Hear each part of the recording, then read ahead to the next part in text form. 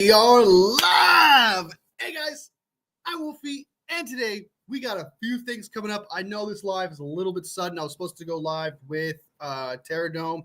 Woke up late. He ended up ending his live, so I apologize to him in advance. I totally apologize for that. So I decided, I got ready, got everything going and stuff like that. Kind of thought to myself, why not just go live? Why not just, I got the energy. I had the coffee and everything. Why not? Why not? So today I got some few news from 49ers stuff, things we can look around, players potentially getting cut, players being cut. Lenore, what he had to say about DK Metcalf, the Seattle Seahawks, just really igniting the rivalry between the 49ers and the Seahawks, which has been relatively great since arguably 2010. So it's been going on for about 15 years now. And then we'll talk about some Joey Bosa news because we all know he's been released and like what my thoughts on like we should go get him or not. And then Richard Sherman also talked about how the 49ers should be great without Deebo Samuel. This is a good thing that Deebo Samuel is a trade. So jump into that. And right after all that news, get my opinion on that, we'll jump into live mock draft 3.0 post-combine pre-free agency. Because free agency is like after free agency, mock drafts are a lot more serious. Mock drafts are you take them a lot more serious because those free agency you actually fill in holes. You actually you know what your needs actually are. You know who you should draft, who you shouldn't draft at that point, especially at 11. So getting through free agency first, and then doing mock drafts a lot more serious. But I kind of want to do a mock draft pre-free agency and just see what's out there right now after post combine. So that way we can see who's really moved up draft boards, who's fallen down in draft boards, and we can really just kind of evaluate that. But, of course, be sure to like the live, guys. Helps me out a lot. Sub if you haven't subbed already. It's this is my dream. This is something I love doing. I love having this conversation. I love talking football in general, not just 49ers stuff. But today that's what we're doing. All right. Before we get into anything, as you guys know, I'm brought to you by water. It's really good for you. It's good for your skin. It's good for your organs. It's good for your bowels, as Poggy would always say. Get your water today because it's super good for you. At least a cup. Because I know some of you don't go throughout and die. I know some of you go through an entire day without even a cup of water. All right? Water's good for you. H2O. It's the way to go. All right. Let me put this live. Share it, copy. Let me just let everyone know I'm live for the posts, and then I'll start everything. I hope everyone's doing great. I hope their day is fantastic. I hope it's immensely awesome. Started off with a great pace, and I'm honored to have you guys here with me. I mean, it's really it's a great feeling. All right, so I just posted that. Okay, so let's jump into the first thing that I saw this morning that I thought was I kind of saw it coming. I knew it was a little bit interesting. I think it's a little bit interesting, which is, let me put it up here. Boom. All right. So Kyle Juszczyk is probably going to get cut. All right. Let's be real. It's his time. A lot of people respect him. I respect him. I love him as a player. I respect everything that he's done for this team, the effort he's put into this team, the restructure he did the year before, all those things. But we save $4.6 million if we were to put him on a 2-year, not 2-year, but the post-June 1st cuts. If we go ahead and do that, we save 4.6. If we don't do that, we cut him prior to that, it's $3 million. So if there's other options out there, like a Jake Brendel or something like that, they decide to use a post-June 1st cut on, then most likely we'll cut him before that. I do know that you only get 2 post-June 1st cuts, so that's definitely potential. And according to this, the 49ers have approached Kyle Juszczyk regarding a contract restructure per sources. If the two sides are unable to come to an agreement, San Francisco will likely release Juszczyk. I think it's time. I think his comment's funny. So Paul Paletta said, restructure king. I don't think you need to pay him based on those comments there. I would not say you need to pay this guy. I respect him. I love what he's 34 years old, though. You're a fullback, man, and you don't get used enough. We need that $4.6 million to use towards a free agent. That $4.6 or $3 million could be the difference between us signing a really good free agent or just a mid free agent. We need that $4.6 million right now. And No offense to Kyle Juszczyk. He does not get used enough. He really honestly doesn't. If he takes the vet minimum or just like $2 million in a restructure, I would understand that. But I can't imagine the market's really huge for Kyle Juszczyk. So I definitely am open to the idea of getting rid of him. And hopefully he tests the market and it's not as big as he thinks it is. And he comes back on a cheaper deal. I'd be fine with that. That is something I'd be fine with. But as his contract stands, if he's like, no, I want this contract, blah, blah, blah, then peace out, dude. Peace out. So, because not everyone wants a fullback, even at age 34. It's just time to move on, I think. So he's probably going to get cut. I think at the end of the day, he's going to get cut. I think he's going to move on. I think he's gone. So that's why I think it's going to happen there. Next up, we got Deommodore Lenoir talking shiza to some players at Seattle. I thought was pretty funny. Pretty darn interesting, if you ask me. Let me share the tab. I'll go ahead and bring it up. Deommodore Lenoir was like, hey, man, Jason's a cry baby. He's a baby crier. All right, here we go. Okay. So let's just go ahead and read the article, get through it, and yeah. So there's no source of reaction of DK Metcalf reportedly requesting a trade from Seattle Seahawks, even from a division rival. I heard the Seattle Seahawks are looking for a first and a third for the guy. That's not happening, dude. If someone trades a first and a third for DK Metcalf, I would be shocked. I'm sorry. He's got immense potential, but he's never lived up to that potential. He's not worth a first and a third. That's absolutely wild. And this rival wasn't exactly nice about it, especially to a different Seahawks wide receiver, DK Metcalf. San Francisco 49ers Deommodore Lenoir took to social media shortly after 49ers Insider broke the news about Metcalf. At first, his post on X was fairly innocuous. Such a interesting word to use. Innocuous. Oh my God, that guy's just trying to flex his chops of his grammar for sure. Let me drink a word. I'll drink my coffee real quick.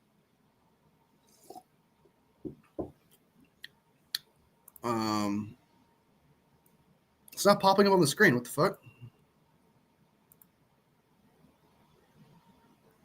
It's not popping up.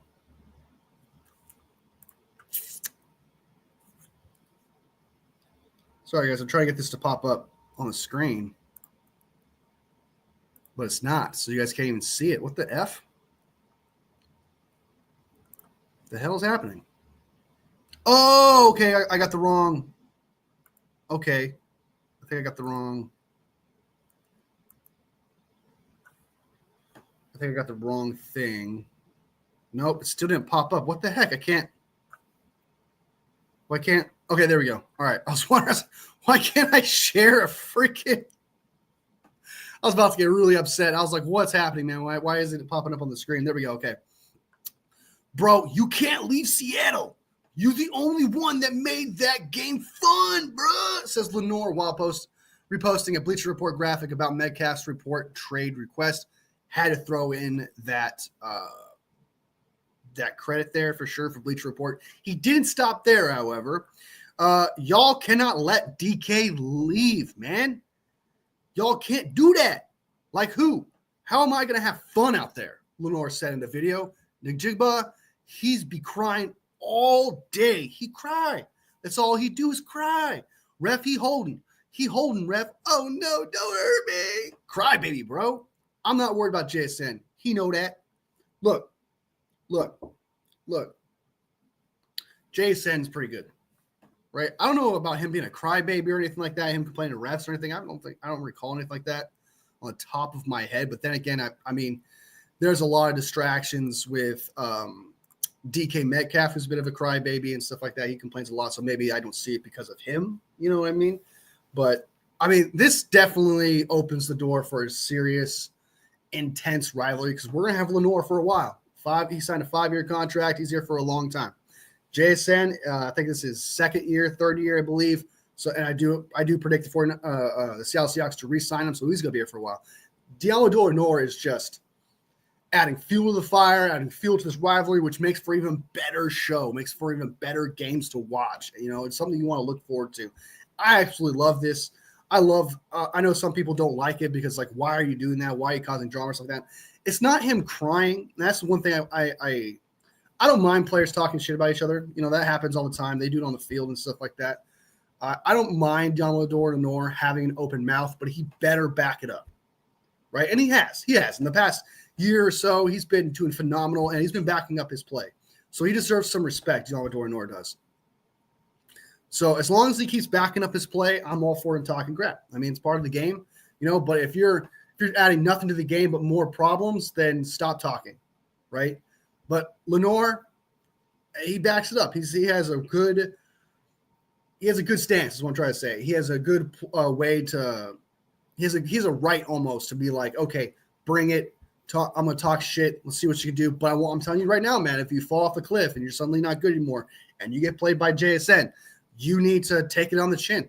Take it on the chin, man. There's nothing you can do about it. All right? But JSN's a really great receiver, so prepare yourself because you're probably going to have to cover him and stuff like that in the slot. Because I can see the 49ers using Lenoir more in the slot and just using Green on the outside and then go getting a third corner who's an outside corner, because I think Lenoir is just really good in the slot, and I think that's exactly where he should stay. But, I mean, I love it. I love it, right? And he's not complaining about his team, right? He's not crying about anything in particular. You know, he's not actually, I don't get enough target, I don't get enough money, or, you know, complaining about the team or anything that's like self-inflicted wounds. So I don't mind. I don't mind it. I don't mind shit talking, right? Just as long as it's not self-inflicted wounds and you can back it up. As long as you do that, I'm all for it. That's the game. It makes it a lot more fun.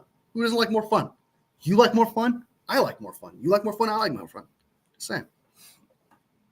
So, as for being a crybaby, I don't know if he's a crybaby, right? I don't know if he's a crybaby, but Papa J in the house. Good to see you. Good to see you, man. Welcome, welcome, welcome. I forgot to give a shout out to Val. My bad. Val in the house. Lenoir has cards to play. Gotta love Lenoir. I do love Lenoir, man. I think he's a really great player. I think he's got a lot of potential. I think we got him on a relatively cheap contract. And again, as long as he continues that play, he has a right to talk shit, right? I mean, if you want him to stop talking shit, you got to stop him. You got to beat him. You got to play better than him, right? You got to earn that respect. So I think he could do it. Lenoir is the JJ of this defense. I can see that. JJ does his fair share of talking shit. So yeah, that's a good one. I like that. I like that. I like it. I like it. I dig it. I dig it. I dig it. All right. Let's jump into the next article here, which is why Sherman believes 49ers trading Deebo simplifies the offense. That is what we're jumping into next here on the Wolfie Show. Dun, dun, dun, dun, dun, dun, dun, dun. On the Wolfie Show. And be sure to like this live, guys. If you haven't already, there's 7 people in here. Please do. I beg you, man. Like it. Click, click, click, click. Helps me a lot. Supports the channel. Helps your fellow 49er fan grow. So every like does that. So thank you guys so much for that. All right. So here's what Richard Sherman had to say about Deebo Samuel no longer being part of the San Francisco 49ers. And what exactly does that mean for the 49ers? I'm trying to get what's happening here. It's not loading. Why isn't it loading? Sorry, guys. I'm having some issues with my StreamYard. It's not loading. There you go. All right, there you go. For some reason, I have to take it out, put it back in, take it out, put it back in. For some reason, pause, by the way, it doesn't load the article. Will Brock Purdy get a contract extension? Do you think soon? I guess just real quick. I don't know. I mean, I thought it would be done a lot sooner. I thought it'd be done by now. So I guess with that being said, who knows? It's up in the air. It's really honestly up in the air. I really honestly don't know. I do hope it's soon, though. I really do hope it's soon. But it's good to know they're having negotiations now and an offer's on the table by now, because usually an offer on the table doesn't start till like May or June even with this team. So at least they're working on a contract now compared to the past where they will not work on a contract. It takes forever for a contract to get in. Their first offer usually for a player doesn't come until like May or June. So the fact that we got an offer now right away says that they are working on a contract. So hopefully soon, but don't hold me to it. It does seem like there's a little bit of a negotiation battle going on right now. So it could take forever. It could happen now. It's gonna catch everyone off guard when it happens. I think no one's really gonna know. I think it's just gonna happen, and then people are like, oh, he got signed. There is no sign of it happening now. There is no sign of it happening later. All we know is they're currently working on a contract, and hopefully that gets done soon. The former cornerback Richard Sherman reacted to the trade on the latest episode of the Richard Sherman Podcast. Sometimes you have too many mouths to feed, and you don't have enough footballs. You don't have enough balls, Sherman explained. There's only one football, and you're trying to feed Christian McCaffrey, Kittle, Ayuk. You're trying to get it to Debo, and now you got this draft pick in Ricky Pearsall, and you're trying to make sure you keep everybody happy. It's very, very difficult to do. I understand with that. I think it's kind of something I said too when Debo ended up getting traded. I thought to myself, he needs the ball. He needs to have a certain amount of touches. He needs that satisfaction. Players like Pearsall, who are rookies, are not going to say anything like that. Ayuk has never complained about how many targets he's gotten in a game before. So that's kind of what I like about him. He had the contract issues, acting up and stuff, but he's never actually complained about his targets or said, hey, I need more and stuff like that. So a player like Ayuk, I love his mentality on the field and off the field when it comes to that. Really, Ayuk's only gash in his legacy is just those negotiations. He just couldn't handle it. George Kittle, of course, not going to demand the ball, wants a block. Christian McCaffrey. So you have all these stars, you have all these studs, but Debo, man, kind of pushed himself out with the whole I want to be traded. I need more targets. There's one football, man. I agree with Richard Sherman. It's just you have all these weapons. You have to dish it out to these people, right? And it's just I think it helps the 49ers a lot. I think it doesn't force Kyle Shanahan to have to put Debo Samuel into the game plan, just like what happened with the Rams game last year. Like you could clear as evident that Debo Samuel demanded the ball to come to him in the Rams game. No longer is that the case. Now Kyle Shanahan hopefully has the freedom to be like, okay, this is what we should do. No one is getting in my face telling me, hey, give me the ball or I'm going to complain and cry about it and choke out long snappers. And I think this kind of simplifies things. I think it gets Kittle more involved in the offense, and he obviously has been fantastic and one of the best tight ends in the game. And I think that's something down the stretch that Kyle Shanahan realized that, hey, we're not using George Kittle enough. We need to find a way to get him the ball. And you cannot get everyone the ball when you have so many mouths to feed. So I think this is sometimes addition by subtraction, Sherman said, kind of simplifying, hey, I don't have to give the ball to these guys anymore. I can just run the offense more straightforward. I agree with that. I think that Debo kind of made everything a little more complicated than it should have been. And I'm glad he's gone. Some people say that we got worse after we traded him. No, we didn't. We got better. I think we truly got better when he was gone.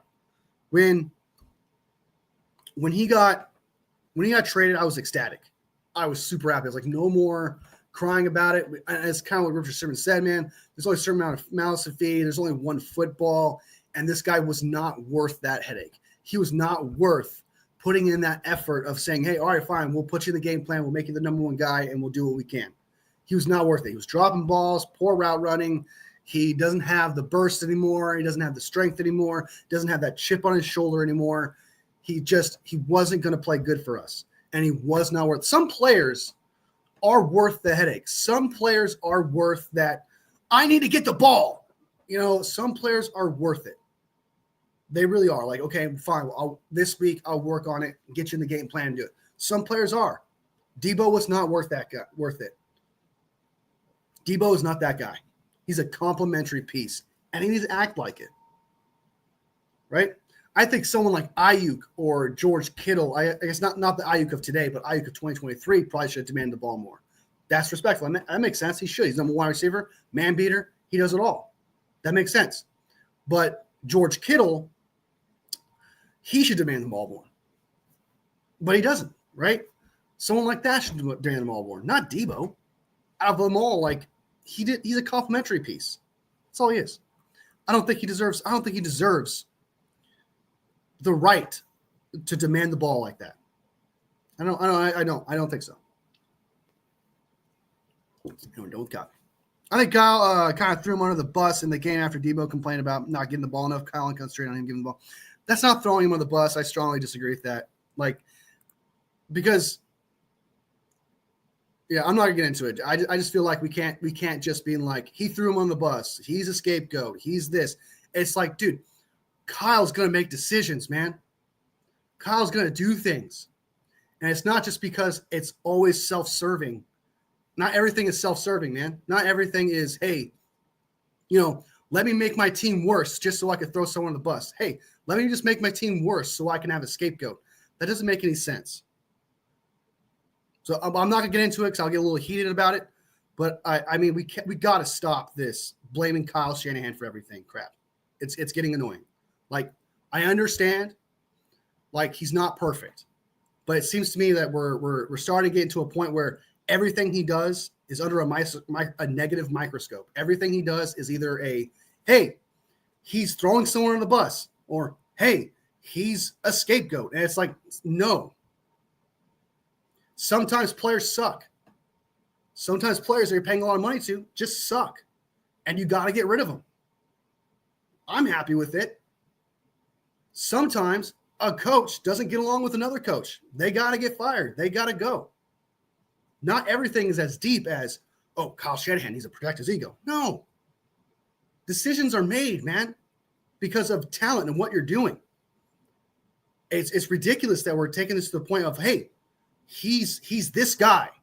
So everything he does, oh, I think he threw him under the bus. Or, hey, he's a scapegoat. It's just, dude, sometimes people get fired. People get traded because they suck or they don't get along with the coach. That is a natural thing in football. That is a natural thing in life. So I just think that we need to really just be like, take a step back and stop thinking to ourselves, hey, like everything he does is an ego-driven freaking decision. Debo being gone is like what 60% of fans wanted, 70% of fans wanted.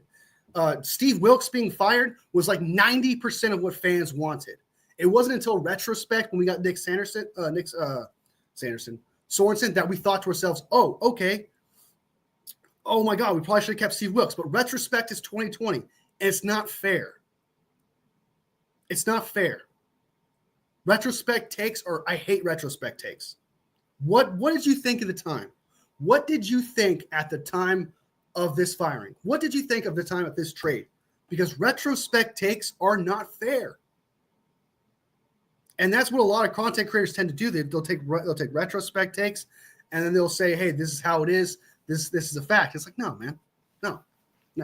I'm just getting – I got to let it go, I know, but it's starting to drive me nuts. It's starting to drive me a little bit nuts. I have to let it go, though. So, yeah. All right. I didn't mean it in a way that Kyle was in the wrong. It almost seemed like Debo coming up with excuses, and Kyle wouldn't have any of it. In fact, I'm glad that Kyle did it. All right. So let's move on to the mock drafts. Let's go ahead and do that. NFL mock draft simulator. Mock draft simulator. Let's go ahead and do it. Let's do it. All right, five rounds. Let me zoom in a little bit so we get out of these ads. These ads are driving me crazy. Pa! That's not it.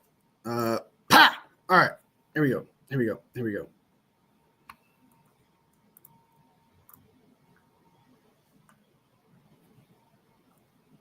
All right, so here is the mock draft live 3.0. This is live. This isn't hey, I'm going to go ahead and pick my favorite mock draft simulator. Hold on. God, what's going on with this? There you go. Now it's loading. Okay. There's some sort of connection that's not helping me here. Okay. This is mock draft 3.0 live. This is post combine, and this is pre-free agency. So right in the little middle area, we'll see what we're going to do here, because we all know that post free agency is where the real mock drafts are, the real ones to really kind of focus on, get an idea of because needs are addressed at that point and depth's also addressed at that point.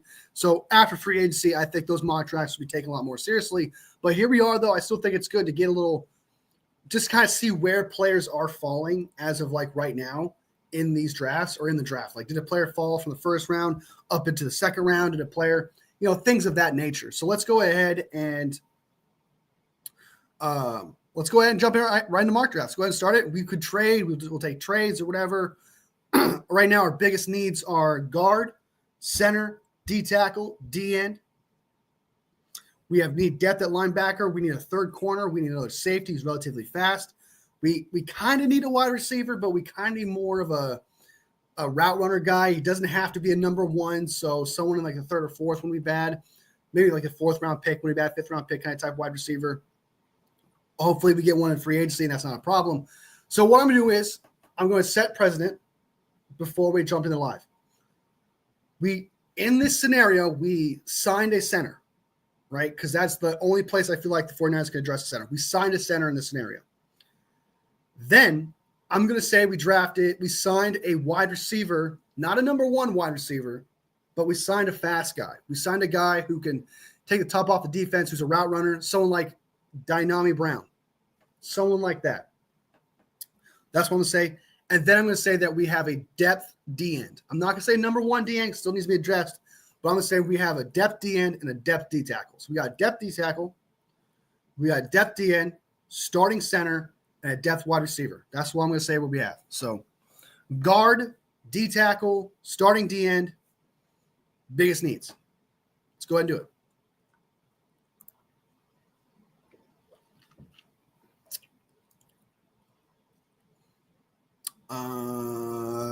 52, 5.1. Nah, that's terrible. Terrible. Who would take that?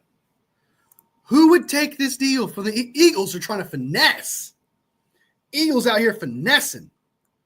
What in the F? Okay. Will Johnson, Armando Membu. I think we'll restart this because who got Travis Henry's not falling that far. Cam Ward's not. Tyler Hunter, I've heard, is going to get drafted up there. Kelvin Banks, Sanders. I mean, I could see these players falling in the top 10, not necessarily to these teams, but I could see these players falling like that. I have heard that Will Campbell has been falling in draft boards as of late because his arm length was very disappointing. And I'm torn between a Membu because I'm starting to fall a little bit more in love with Membu these days. Campbell, I do love Campbell a lot as well, but I like Will. Oh, this sucks so much because Will Johnson is a guaranteed cornerback. He is a guarantee. He is a guaranteed Pro Bowl corner. Will Campbell, supposedly the best tackle in this draft. Someone I love a lot. I love Membu too as well. I'm not the biggest, draft him at 11 though, so probably not. Strawberry in the house is all in on Membu. Man, I like Membu, but I'm probably going to go Will Campbell here. Will Campbell here is the better prospect. I like Membu, but when you got Will Johnson and Will Campbell on the board, I'd much rather have either one of these guys and pass on Membu easily. So right now it's between Will Johnson and Will Campbell, and I think just based on need, the fact that Will Campbell can also play guard and tackle,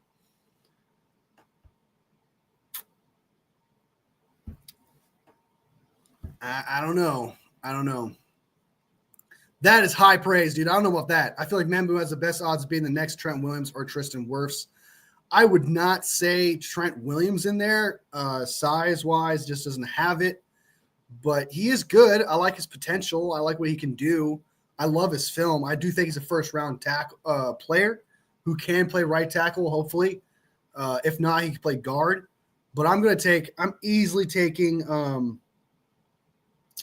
I'm taking Will Campbell. Will Campbell's the guy. Short arms, whatever. I don't care. He is the guy. He's the better prospect. He plays left tackle. He can play guard.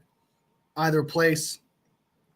And fills a hole there. So Membu's nice, man. He's a combine stud, right? He's a combine stud. And I'm way more way more into what did you do before combine. I think a lot of people get, and it's not a shot at you, Strawberry, at all.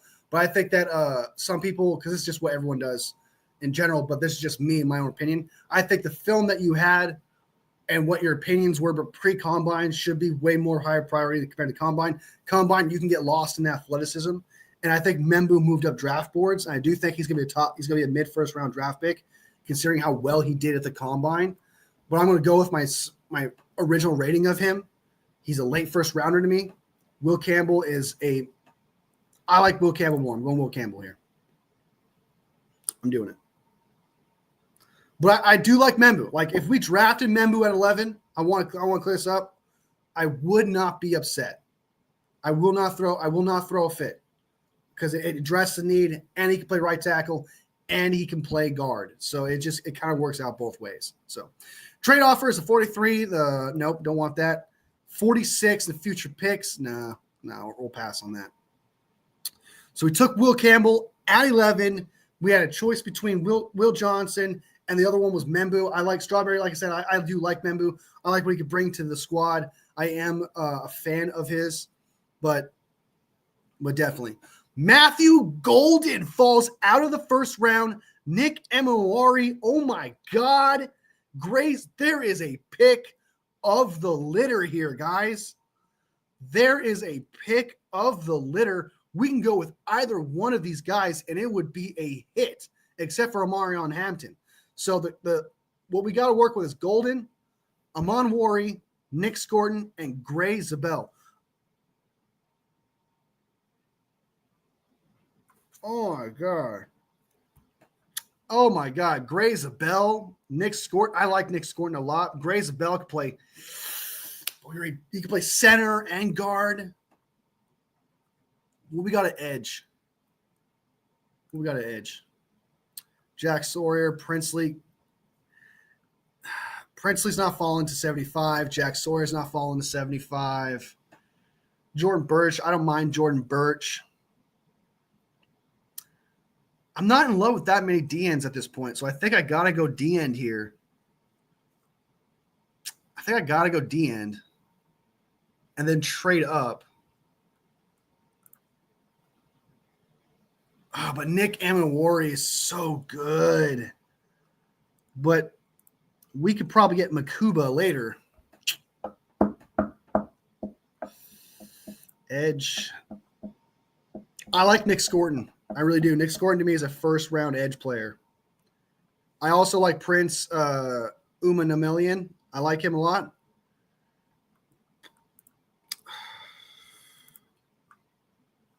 So it's between Nick Scorton and Gray Zabel, because I think we can get Makuba later on in the draft. So it's between Gray Zabel and Nick Scorton. We already got our tackle. We could play left tackle and guard. And like I said, we signed a center in free agency already. So I think we're relatively good on offensive linemen when it comes to this early in the draft. So I had a mock the other day where I got Membou, Nolan, Kenneth Grant with my – dang, dude. That's pretty good. Holy crap. Nick Scorton's a steal in the second. I thought so too, man. I like Gray Zabel a lot, but we already addressed the need. And I think Nick Scorton would be a day one starter for us. So I'm going to go Nick Scorton here with the 43rd pick. And then once it hits, all right, Joseph Vea's gone. Let's pause it. Let's see if we can trade up. Let's see who's all available. Jackson Dart. So we got edge, tackle. Now we D-line. Shamir Stewart, Shamir Turner. Joshua Farmer, I like a lot. CJ West, I know a lot of 49ers like him. JJ Pegas at 123, I like him too. Maybe we have to figure out Norman Lott. We need D-tackle. And I like Norman Lott a lot. Not to play a lot of words here. I like Norman Lott a lot. And I think we need to trade up for him. I don't think he's going to make it to 75. I think we're going to trade up to. I'm going to let it go to 55. Risk here, guys. I'm going to let it go up to 55. Hopefully we make it. Let's see what happens. Do not take Norman Lott. Okay. He's still on the board. He's still on the board. I like Joshua Farmer. I like JJ Pegas. Those are like my two favorite ones out of this. That's not named Norman Lott. So if we don't get Norman Lott, it's not the end of the world because there's still. What do we need? We got edge. We just need D tackle, right? Biggest need on the board right now is just D tackle. So I almost feel obligated to trade up to make sure we get our guy from Tennessee. I'm gonna let it go up to 60. I'm gonna let it go to 60. Please, God. Please. Please don't. Oh my God. Okay. I'm playing with fire, guys. I'm playing with fire. I'm playing with fire right now. Be sure to like the live, guys, if you haven't liked the live already. Oh my God, dude. Okay, I'm playing with fire. Is he gonna be there in 9 picks? Is he gonna be there in 9 picks? Tight end, Gunnar Helm's out there. Ferguson's not bad. Haas is Strawberry, I think, or Wands. I think it's Strawberry's guy. He's still there, dude. Is he gonna? I'm gonna take a risk. Someone took Joshua Farmer. Oh my. Okay. I'm trading up with the Giants. I'm trading up with the Giants. 10 picks. Someone just took Joshua Farmer. That's my other guy. He's gone. I cannot. I would be super bummed if I let him slip. I would be bummed. How about a 5th rounder? You'll take that? What about a 6th rounder instead? No? 7th? How about 3 7th round? No. Okay. So I was hoping I could get away with a little bit there. So a 5th and a 3rd, and I move up 10 spots to make sure I get our D tackle of the future. I don't know if I necessarily like that. Maybe if I give up a 3rd here and then a 5th next year, okay. Move up 10 spots. Let's do it. Let's do it. I like that. Trade up. All right. Ooh, dude. Oh my God, guys, look at that trade offer. We got a super chat. Thank you so much, Papa. I appreciate you supporting the channel, man. Best mod a bro can ask for, dude. Thank you, guys. Thank you so much, man, supporting the channel. Thank you so much, man. You're awesome. You're doing a great job, Wolfie. Like and subscribe. Of course, man. Of course. Be part of the Wolf Den, guys. All right. This seems like a deal it's worth risking. The Chiefs, it's the Chiefs, though. I swear to God, if the Chiefs screw me over and they take my guy, I'll be so upset. Do not take Norman Lott. Do not do it.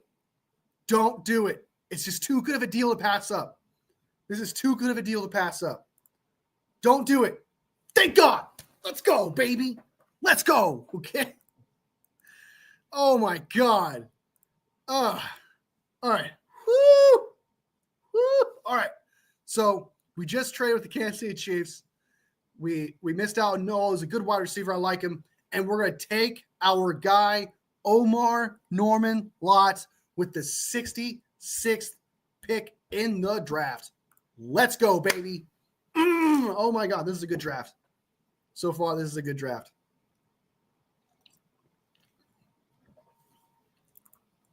'85th pick. Let's see who's left.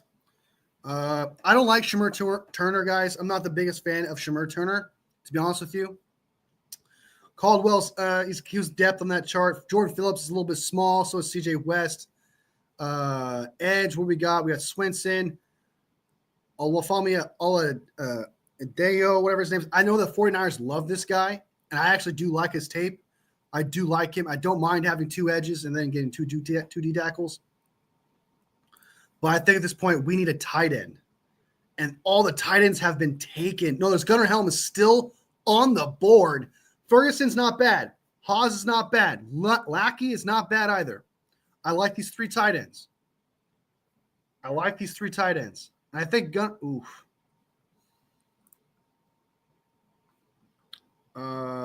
Higgins not bad. Ratledge, Williams a good guard, but again we don't need that right now because we signed a guard tackle guy. I'm gonna let it move up. 5 spots. Fannon's gone.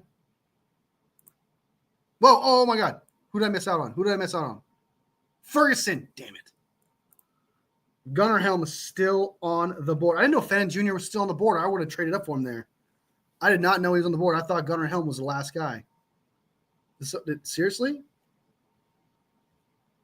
Yeah, Harold Fannin Jr. fell to. I would have traded up for him, dude, if I knew that. Damn.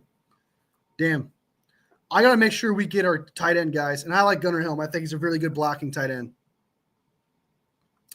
I like him a lot. I'm sorry. I'm going to trade up for him right here. I'm doing it. Who is it? Is it the Giants? It's the Jets. Okay. We're going to trade with the New York Jets. Here, we're going to trade up again. 95th pick. I'm going to give up a 6th rounder. Okay, let's do it. I give him a 6th round pick. Make sure we get our guy, Gunnar Helm. Here we go. Be sure to like the live, guys. We're doing it. We're drafting the tight end. Boom. All right, dude. I'm a big fan of this draft so far. Let's freaking fracking go, as Tom Grossi would say. Fall back a lot of spots. That's a lot of 5th round draft picks there. Just to fall back 11 spots to get 2 5ths. Jeez. Who's left? All right, so we got our tight end, we got our D-line, we got our edge, and we got our offensive tackle. Right? Now we depth that maybe a wide receiver would be bad. A running back wouldn't be a bad choice here. A linebacker, corner, and a safety. Oh my God, I forgot about safety. Makuba's still there. Okay. Oh my God. I forgot about safety, dude. Oh my goodness. Oh, we got so lucky, guys. We got so freaking fracking lucky. Oh my goodness. Oh my Lord. Whoo! And we get Makuba.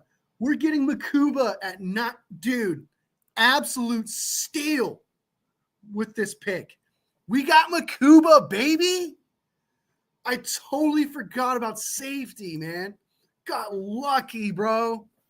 Oh my God. So far, this is even better than the last draft, says Papa J. I appreciate it, man. I think so too. This is going really smooth. And we traded up once. Traded up, then we traded back because someone offered a 3rd round pick. Couldn't miss that. It was the Chiefs. They took a guy we didn't want, which is a wide receiver. What do we got left to work with? Dylan Sampson's not bad. Scatabo with 112th pick's not bad. Tez Johnson would fall further in the draft with his 40 time. Looking at our needs that are left, what are our needs that are left? Will Johnson, Nick Gordon, edge, D-line. Maybe another D tackle wouldn't be bad here. Edge wouldn't be bad here. Another O lineman, I wouldn't hate it. Safety and tight ends, all great options here. Interior offensive line. No, Miles Frazier's not a bad option to get later. I like him a lot. Jordan Phillips. All right, so all the tackles I like are gone. Yeah, all the tackles I like are gone. So there's no more D tackles left. This guy's not bad. I'm thinking about taking him just because I know we got an edge, but I don't mind having another edge like this guy. Scatabo, man, running back. Okay, Ollie Gordon's still on the board. Giddens still on the board. I like Ollie Gordon. I like Giddens. I like Scatabo, and I like Sampson. So we have 4 running backs I actually relatively enjoy. There's 4 running backs here I actually really do love. Offensive tackle, I like Belton. I think he's a good choice. Holland Pierce would be good. So there's 2 tackles here I enjoy. 3 of them, actually. I like all 3 of these guys here. Scatabo would be nice, but I also don't want to miss out on Oladejo. I think he's solid. I know the 49ers like him a lot. They've gave him 2 interviews.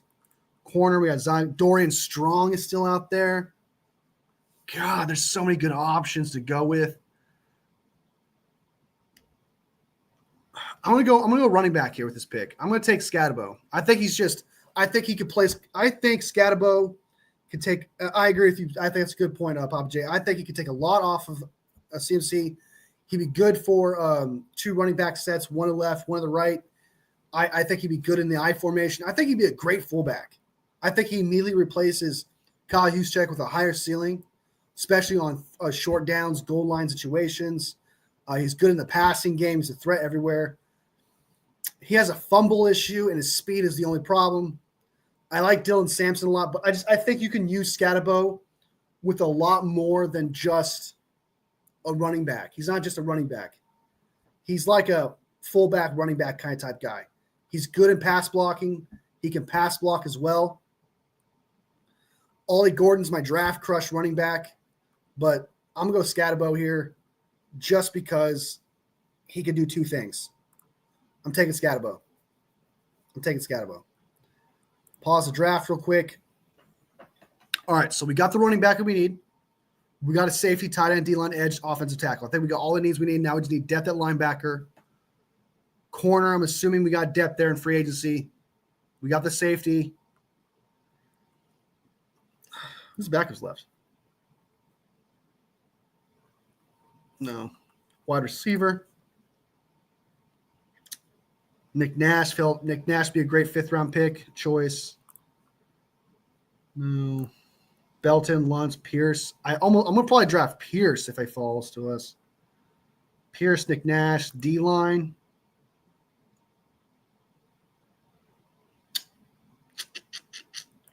Cornerback Dorian Strong is still on the board.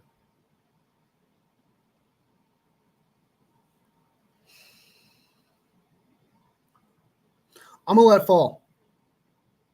I grab an extra D tackle, so Strawberry, they need it. I don't know any more on this board, really honest with you, that I like. Jordan Phillips, I don't mind, but he's just kind of he's kind of small.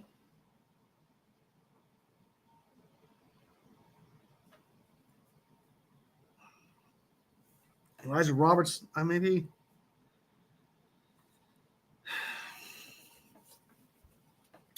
I don't know. I did establish Strawberry. I don't know if you were here earlier. I established the 49ers signed a depth D tackle and a depth D end already. So right now we signed a depth D end and a depth D end, and we just drafted a D tackle now with Evan Anderson and Samo. Tackle, we got a center.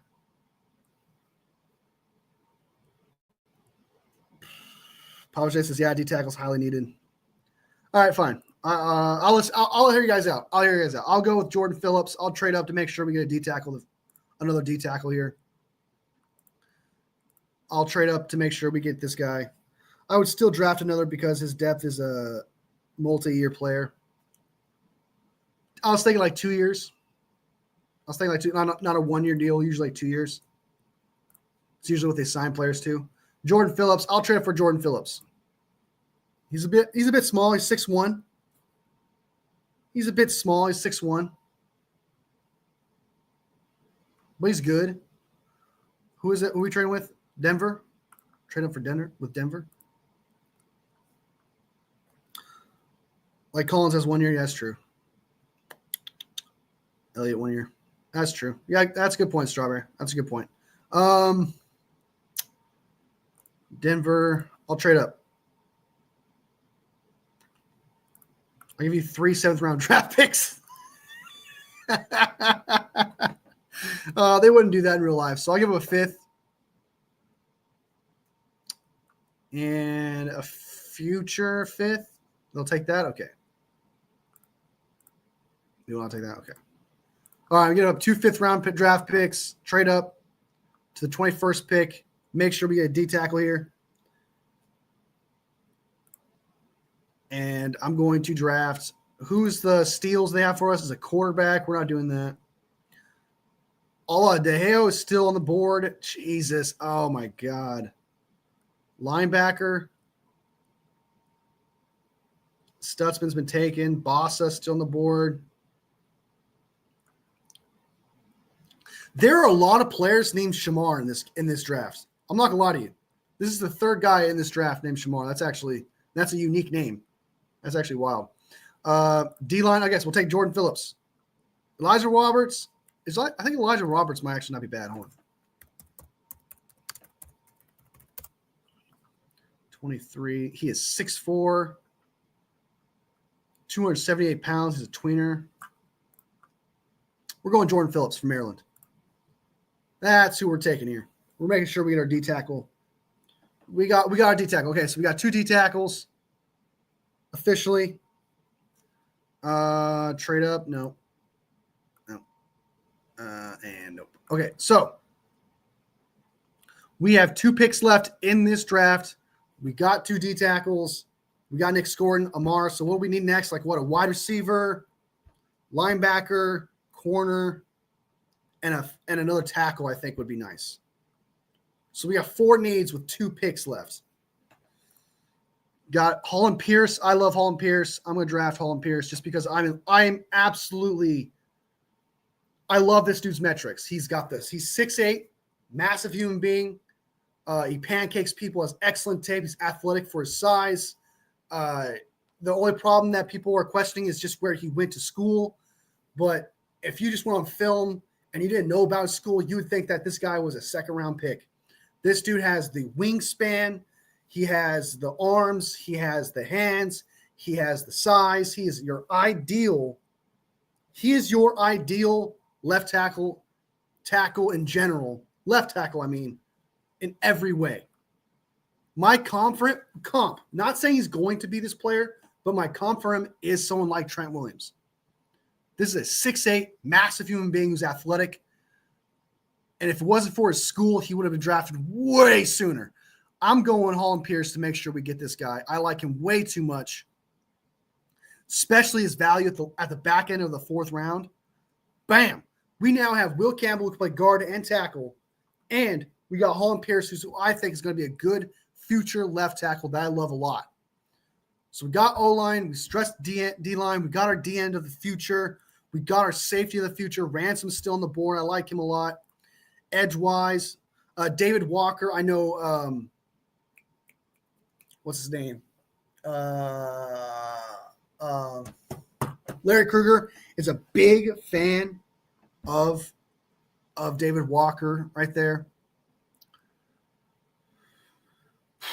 So we got the tackle we need. What was it? Wide receiver, linebacker, and corner. Dorian Strong is still on the board. Oh, my God, dude. Dorian Strong is still on the board. Miles Frazier still on the board. I'm taking Dorian Strong. I'm taking Dorian Strong from Virginia Tech. This is amazing. What a draft. What a draft. Dorian Strong.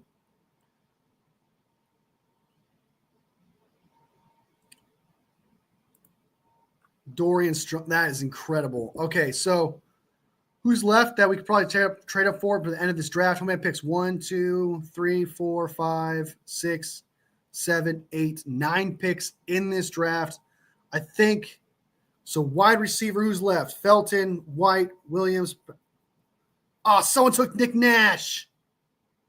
Damn it.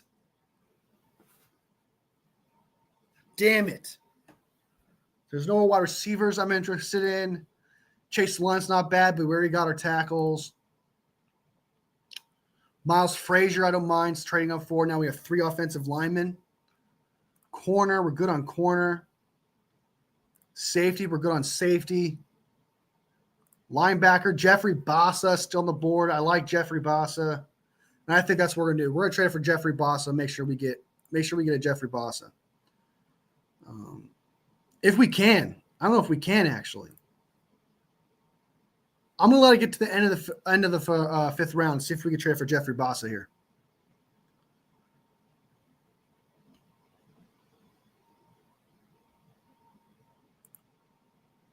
Baltimore Ravens have the last pick in the 5th round. Let's see if he's available. Not enough. too much.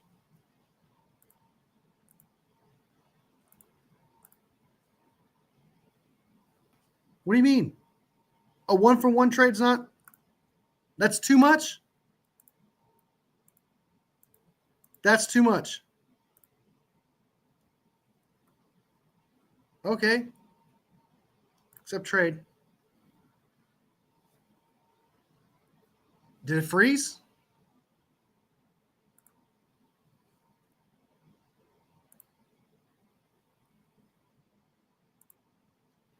Let's try this again.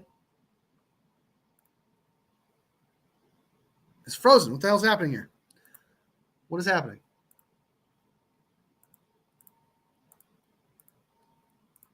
What is happening? Baltimore. All right. 7th. There. That's too much. What was it? What was it before?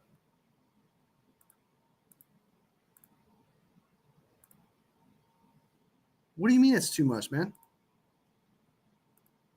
What is happening? It's either too much or not enough. It's either too much or not enough. What's happening here? Okay. How about this pick? And 6th. What? Oh my God! Sorry, guys. This is getting complicated as buns. This is getting super duper complicated.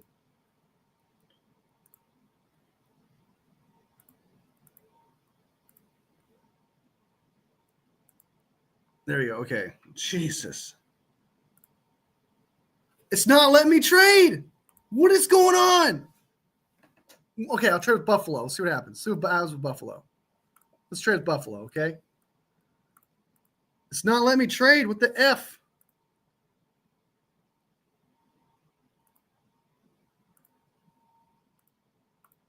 I give you all my picks. Still not enough. Okay. The Chargers. See if I trade with the Chargers. It's not letting me trade with Baltimore. It's not letting me trade with Baltimore. Yeah, I can give them all this. It's fine.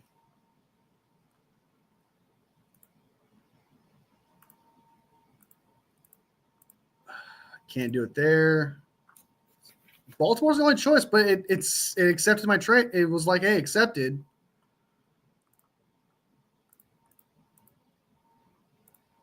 Sixth and 7th.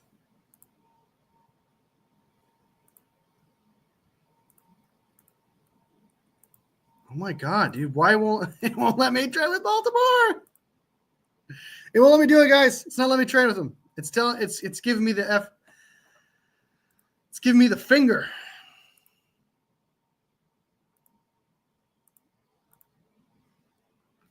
What? This has to be a glitch. This has to be a glitch. Let me trade, damn it.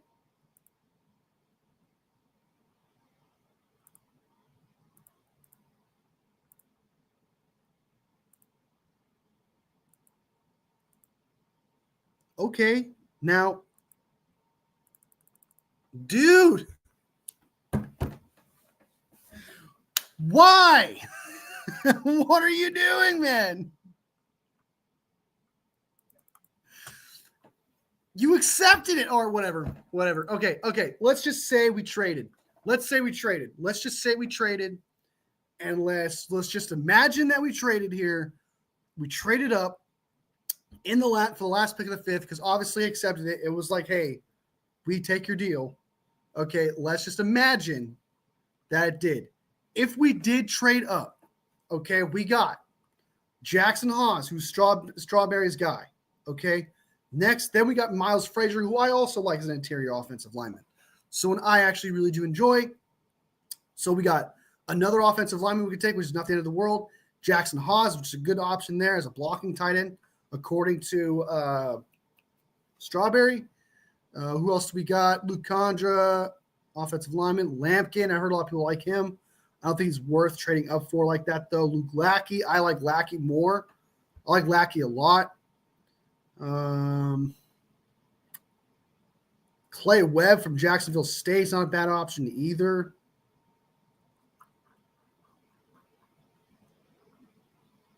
It's a pure imagination. All right. Ricky White, Kyle Williams, wide receiver. All the wide receivers I like are taken. Linebacker, Boss is gone.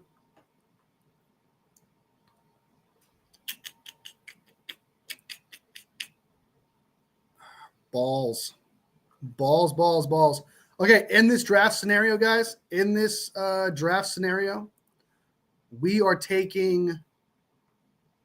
we traded up for Miles Frazier. And we took another offensive lineman. Can't have too many offensive linemen. In this scenario, we got 3 offensive linemen in this draft. I love it. One in the first round, got one in the the 4th round at the end, the back end. Then we also got a guard as well, and Miles Frazier. So we got both LSU guys. That's the end of this draft here. Loading draft results. We got Will Campbell. When we had an option between Will Campbell and Will Johnson and Mbemba, I thought Will Campbell was just too much to pass up. He could play tackle, he could play guard, he could play right tackle, and I just think something like that is too, he's got the size, except for his hands, kind of his arm length is a bit of an issue, but some say he could play tackle, which is fine. Nick Scordon is a mid-first round edge. I felt like we couldn't pass up on that. And then we traded up for Norman Lott. All the D tackles were taken, all the great ones, like my top 5. I think he's like my 6th or 5th D tackle in this draft. It goes, who do we have? Walter Nolan, Mason Graham, Derek Harmon, TJ Sanders, Talik Williams, and then it goes Norman Lott. So yeah, we got our 6th. It was the 6th best D tackles remaining there. And I think we actually got him. We had to trade up to make sure we got him. I think it's good. Next up, all the tight ends were taken. I mean, pretty much all of them, or the rest of them were kind of like risks or whatever. Gunnar Helm was on the fringe of being like, okay, he's potentially a future starter in this league. Excellent blocker, perfect for the 49ers scheme. So we got Gunnar Helm. I like that. Andrew Mukuba. I totally forgot about Andrew Mukuba in this draft. I'm super lucky we got away with some Andrew Mukuba with the 99th pick in this draft. Absolute steal, in my opinion. This dude's the future of the 49ers as a free safety. He's got the speed. He's got the instincts. He attacks the ball. He can tackle, and he can cover tight ends if you want him to, even though I think that's more Malik Mustafa thing and a Jair Brown thing. We got Scatabo with the 112th pick. I picked him over the rest of the running backs because it's awesome that he's a 49ers fan, but I got him because he can easily play fullback and running back. You could do multiple things with this guy. He's a good blocker. He's a good runner. Good on 3rd and short downs would be nice to have him because he's just a bowling ball. I just think that Kyle Shanahan would be able to use him a lot more. The problem is he doesn't have speed, and he did fumble 3 times this year, which is not good. Jordan Phillips, you guys were like, hey, we need another D tackle. So I was like, okay, I'm gonna listen to the Wolfpack. I got you guys. I'm gonna pick the next best thing that was on the board with the 121st pick, Jordan Phillips. I believe Jordan Phillips is like 6'1". I don't like his size, but he's got some DJ. He got some DJ Jones in him, man. He's got some potential. Was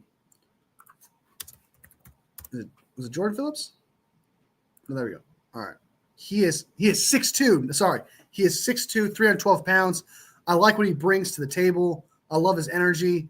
And I like his film. I actually think he's pretty good for what he is. He can run block, he can pass rush. He's great at tackling.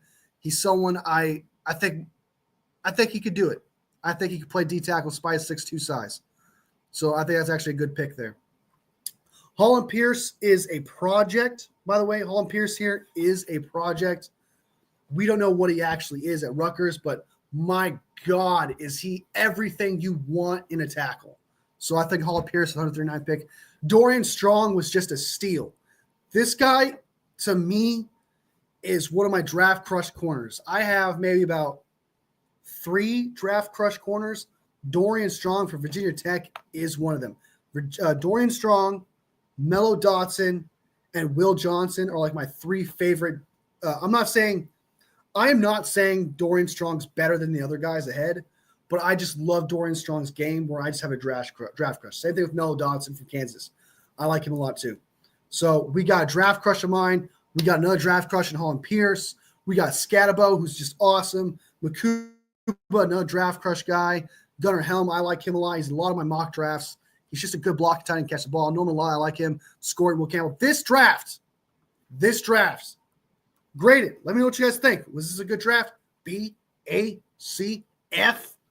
F for absolutely terrible? Let me know. Let me know in the comments. All right? Let me know how I did.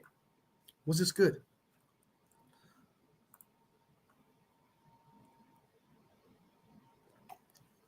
Scatman says, Kevin Edelman, welcome. Papa J says, hey, I appreciate it. I appreciate it. CT Center in the house. Good to see you, man. Sorry, I just saw you guys' comments here. Wolfie, with free agency a few days away, I have this weird feeling it's going to be very underwhelming. Do you actually see any free agent signings? I do. I actually do. I don't think they're – it would be kind of weird. I know they have 11 picks, but to just be like, let's use those 11 picks to fill in those gaps and go younger. I think it's going to be underwhelming. Let me think about it for a second. Let me ponder on a second. I think that it might be underwhelming to fans who are expecting a lot. Then it would be underwhelming, I think. But I do think the 49ers are going to sign one or two starters. I think they're going to get one or two starters to fill a position of need.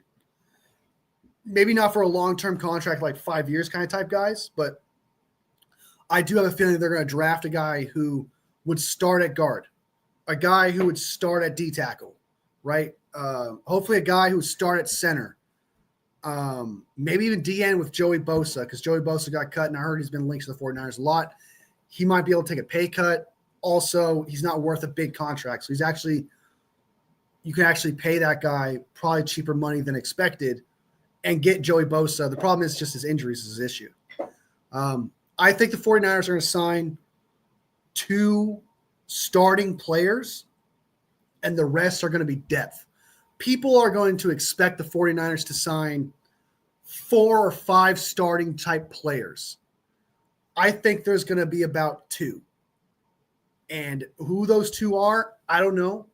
Like, for example, Dynamic Brown, I don't think is a number 1 wide receiver, but I do think he's complimentary in the fact that he's a route runner, take the top off the defense, and he's a good wide receiver. I don't count that as a starting wide receiver. But yeah, I think they're going to get about two starting players. So if that's underwhelming to you, then yeah, I think they're going to get 2 starting players, and the rest are going to be depth pieces. So I guess it's a little underwhelming because you kind of want, especially in a season where you have an excellent offseason so far with Robert Saleh, the special teams coach. You got rid of some of your players that are just holding the team back. Cap is at $34 million. It kind of be smart of them to not – it almost would be smart of them to not go into free agency this year and try to address things, try not to force the issue this year, right? Try to catch up with the cap a little bit. So it would be smart of them to not force the issue by signing a bunch of starting players and to just have 2 guys. But it would suck for them to be confident because, like, you got to keep in mind, we have Robert Saleh who can get the most out of a lot of players. So maybe they'll approach it that way where it's like, hey, Kyle will get the most out of his offensive players. Robert Saleh will get the most out of his defensive players. So do we really need to sign crazy D linemen? Do we need to sign a crazy amount of starters? Probably not, right? They're probably banking on their coaches to get the job done because we have a top-tier special coach. We have a top tier defensive coordinator, top tier offensive mind, supposedly, who get the most out of his offensive weapons. But it would be underwhelming, but I think it would be smart to have an underwhelming free agency class. But I hope to God they sign at least 2 starting players somewhere. Hopefully it's guard, hopefully it's center, hopefully it's D tackle maybe, or even D end. One of those positions, I hope that's the case, and the rest you go in the draft and get depth pieces. That's a good question, man. That is actually a good question. I think a lot of people are going to be excited about. I'm trying to make this short, but it's really hard to. I think a lot of people are going to be excited about free agency and are going to put a little too much expectation on the drafts. And I think a lot of people are going to shit talk the 49ers, being like, hey, why didn't you do this? Why didn't you do that? Why didn't you do this? So I think a lot of people are going to criticize it. But I think at the end of the day, I think the smart thing to do is not to do that. You have 11 picks in the draft. I think that 1 or 2 starting players, and even if you get, let's say you sign 1 or 2 starting players, you fill holes. In the draft, you have 11 picks. The 49ers tend to get starting players in the draft, like 3 or 4 of them. And they just need about 3 or 4 of them. So, I mean, yeah, it just depends upon where you're setting your standard when it comes to free agency signing. I'm setting my standard to like 2 starting players, rest or depth.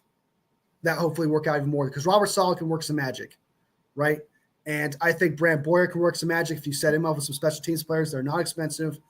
And Kyle Shanahan just needs guards and centers right now. That's his biggest need. And that's what you can get in the draft. So I'll say most people are going to be underwhelmed. I'm probably not because my expectations is not super high. It seems like we're ready for a trade and cut a lot of players to save money. So why would they buy big in free agency? As long as the player is like young, because they did say young, not old. So they're probably not going to go after older players that are expensive. So like Drew Dahlman's young. That's someone that you can go after that's young. That still stays with that philosophy. Levi Onwuzurike, I think, from the Lions is young. He's cheap. There's a few players out there that are starting potential, that are starting players that are young that you can get. So I think we're taking the cutting of players a little too personal, as if like we're rebuilding. I do not think we're rebuilding. I think you're just getting rid of dead weight. They worked out a contract for Javon Hargrave, who's older, didn't work in his contract, so they can get out from under it and save cap. He's going to be a post-June 1st cut, saving us some money. The Deebo Samuel trade worked out for us because we ended up saving money by cutting him because we no longer have cap down the line. And you'll be like, well, we took a $31 million cap hit, but then we saved money. We still took like what, $14, $15 million of cap space. Hold on. How did we save money? How did that help us? And how would that help us with signing players this year? If we took negative cap, how does that help us? Well, if you sign someone like Drew Dahlman, for example, you can lower his cap hit this year towards like $5-6 million. And then in 2026, where you got rid of Deebo's contract, you now have you gained a shit ton of money, $22 million, something like that. You can add that to that signing. So if you sign Drew Dahlman to a 4 or 5 year deal, you have him take a small cap hit this year, and then in 2026, 2027, 2028, take bigger hits. And that's because that's because the Commanders took on his entire contract. So it helped out immensely in the fact that you can sign players who you sign for multiple years. If you sign players for 1 year, yeah, that'd be bad because that's all their cap is in 1 year. But if you sign a guy to a 3 or 4 year deal, it works great because in 2026, 2027, you backload it and move it down the line. So Drew Dahlman's cap hit could be like $6 million this year. And that would put us at what? $28 million in cap space still? Thanks to the Debo trade. That Debo trade, guys, you have no idea how big that was. That was a huge trade. That saved us a shit ton of money and opened up the door for us to sign long-term contracts for younger starting players like Drew Dahlman. Getting down the line here. Rumors Chicago's going hard after Dahlman, so I think we're going to be stuck with Brendel again. I hope not. There's 3 centers in this free agency class that's worth taking, guys. There's some centers here worth taking, right? There's the young one, and Drew Dahlman, right? And I heard they are going to go after Drew Dahlman hard. I know they've already got 2 guards. They got Thuney and Jonah Jackson from the Rams. Now they just need a center. They're doing a lot to protect Caleb Williams. I can see them going after Drew Dahlman hard.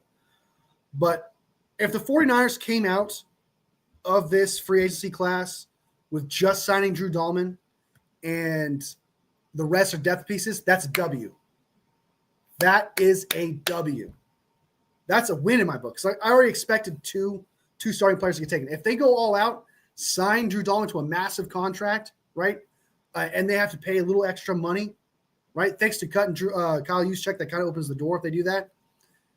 I love that idea. I love the aspect of just getting Drew Dahlman, that one starting player that you cannot address in the draft because there's not that many centers in this draft. It's all question marks. Get the one question mark out of the way where you only can solve in free agency with Drew Dahlman. Get your quarterback, the offensive line for 4 or 5 years. Overpay him a little bit. You only get one starting player. The rest are depth pieces. That's a W in my book. I think that's a W. I do not. If we get stuck with Jake Brendel again, dude, that crying emoji, Strawberry, doesn't do it justice.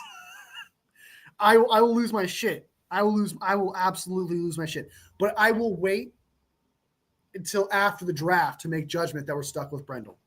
If we go into the draft and we draft a guy who isn't a guard center or in free agency who's not a guard center, I would be concerned. Right? If we don't end up with Drew Dahlman, I'm not gonna say it's over. But if we go through free agency in the draft, we don't get a guy who can't play the center position, then I'd say we're stuck with Brendel, and I would be upset. Wolfie, I came a little late. Any thoughts on Joey Bosa?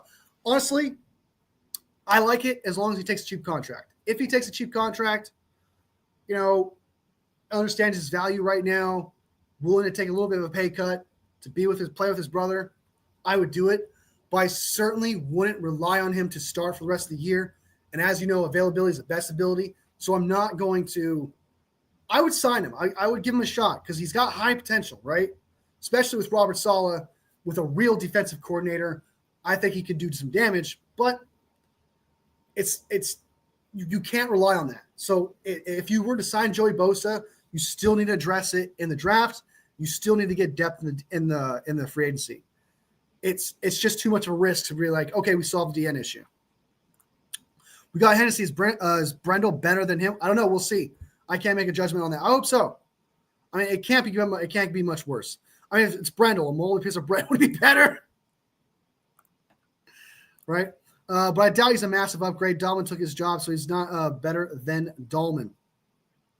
He's got to be an upgrade at least. I mean, at least he's an upgrade. He's got to be, but it's not something you can rely on, I don't think. Yeah, certain fans think we are barely getting 4 wins next year. I don't know how that's possible.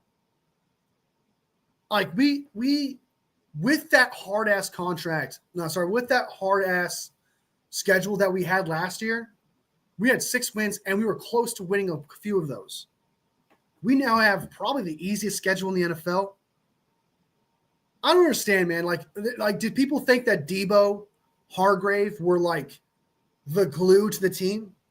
Do they think Kyle Juszczyk, Hargrave, and Debo were like the reasons we won games? Because that's what you're telling me.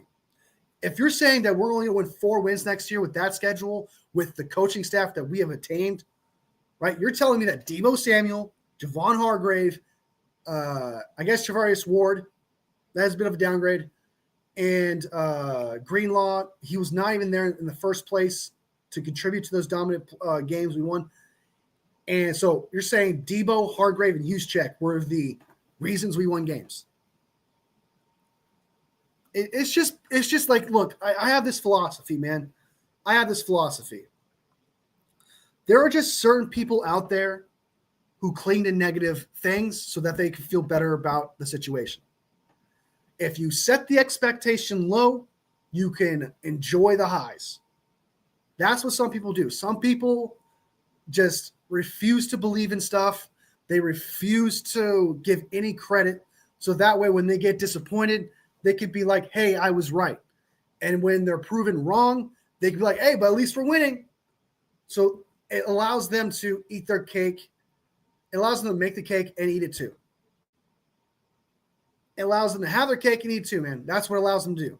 Some people set the expectation low on purpose. They purposely are negative. They cling to the negative things so that when the positive things come, they're just positive. And that when they're negative and the negative thing happens, they can be right. They want their cake and eat it too. They will never, those type of people don't put anything on the table. And I think that certain people, and I can't stand those kind of type of people. I can't, because it's like you're not fans, right? You're not a fan of the team. You're a fan of winning. You're a fan of just having the high of winning. You're not a fan of a team at that point. You're a bandwagon. You are a definition of a bandwagon. You'll sit there and wait until the W's come, but you'll be cynical all the way up until the point until you get those W's. Certain people, there's a reason why. There is a reason why there are content creators. I'm not going to say who. There's a reason why there's content creators on YouTube that are beyond negative, that are grifters, that people absolutely love and watch, is because it feeds them that negativity.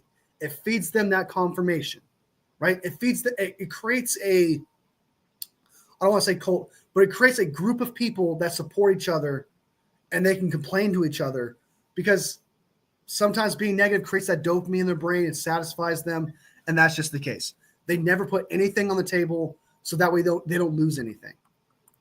Question would be, how badly did Dahlman beat him out by? If he slightly beat him, then I think we'll be okay. I agree.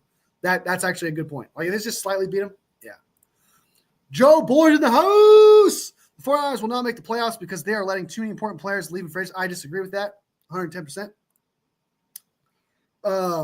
I think that Debo's fine. Dre Greenlaw, injury prone, he can go. Hufanga, we have Mustafa and Jair Brown who can fill in that holes. Charvarius Ward is probably like the only one I miss, but I like Green and I like Lenore, so that's fine already. And Mason can go. We have CMC and Isaac Grendo, and this running back class is stacked. I strongly disagree. Thanks for proving my point, Joe. Brendel is never going to be replaced. We're going to have a bad O-line forever. Damn. I guess everything I said just made a point. We will be contending team if we fill those empty spots with good players. So only time will tell. 49 Meter in the house. Good to see you, man. Good side. Bye, Hargrave. Peace out, dude. Didn't need you. Peace out.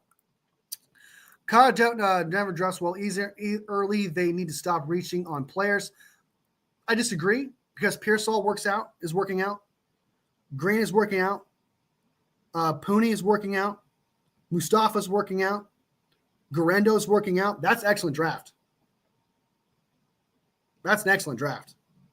And for what's weird to me is that people are saying, like when you say that we miss on early on in the draft, well, we make up for it by hitting later on in the draft. Yeah, is it good to hit early in the draft? I do think it's good to do that. But there's teams that who only do good in the first, second round, but do trash everywhere else, so they only get 2 spots. We literally draft players where if you were to do a redraft, they would be drafted in the first round. Like Pooney, for example.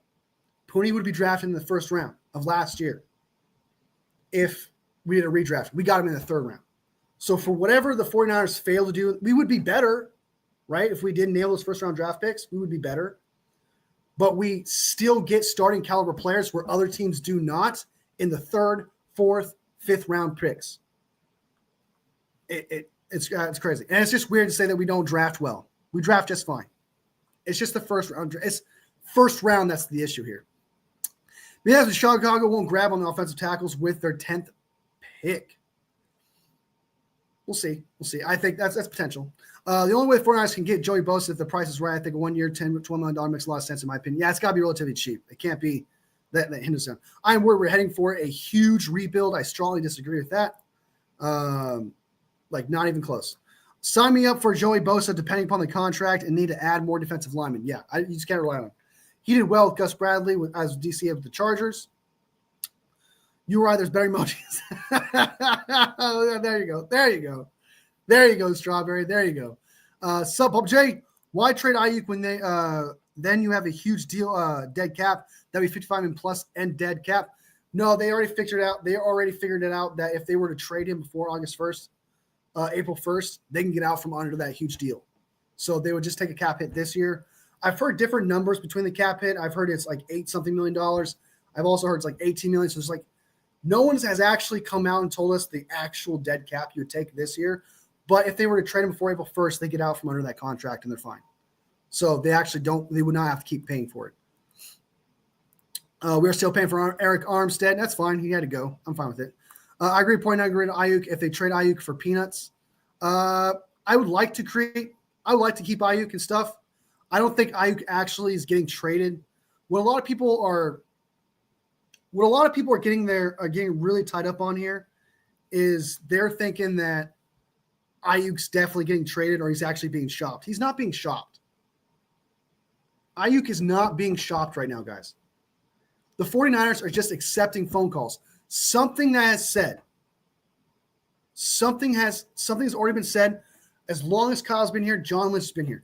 They've accepted phone calls. That means they pick up the phone, right? They accept those phone calls since they've been here. That is something they've preached. They've done it with Bosa. They've done it with Fred Warner. They've done it with Kittle. They've done it all. Every single year, rumors come out that the 49ers have accepted phone calls about a player. That is the same thing with Brandon Ayuk. They've accepted phone calls. That is something that teams were poking around. That was the rumor, right? They were like, hey, the rumor was, teams are poking around. Yeah. So they have to accept phone calls. That's what Ian Rappaport said. They are accepting phone calls. Nowhere in any report, and I've done my research, does it say that they're actively shopping him. Nowhere does it say, as of right now, unless that variable comes into play, unless an article or insider comes into play, hey, they're actively shopping him. Hey, they're actually there's actually an offer on the table they're considering. Something like that. All of it, all the rumors, everything has been accepting phone calls. That is something they've always done every single year. Is there a way to get out from Ayuk? No. But what they have said about Ayuk is we would be open to trading him if there is a deal we cannot say no to.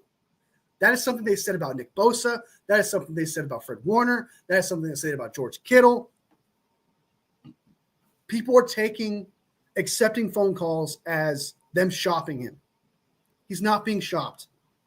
They're just picking up the phone. So until we hear that variable drop, until we hear that information drop, we can't make the assumption that they're just going to trade him.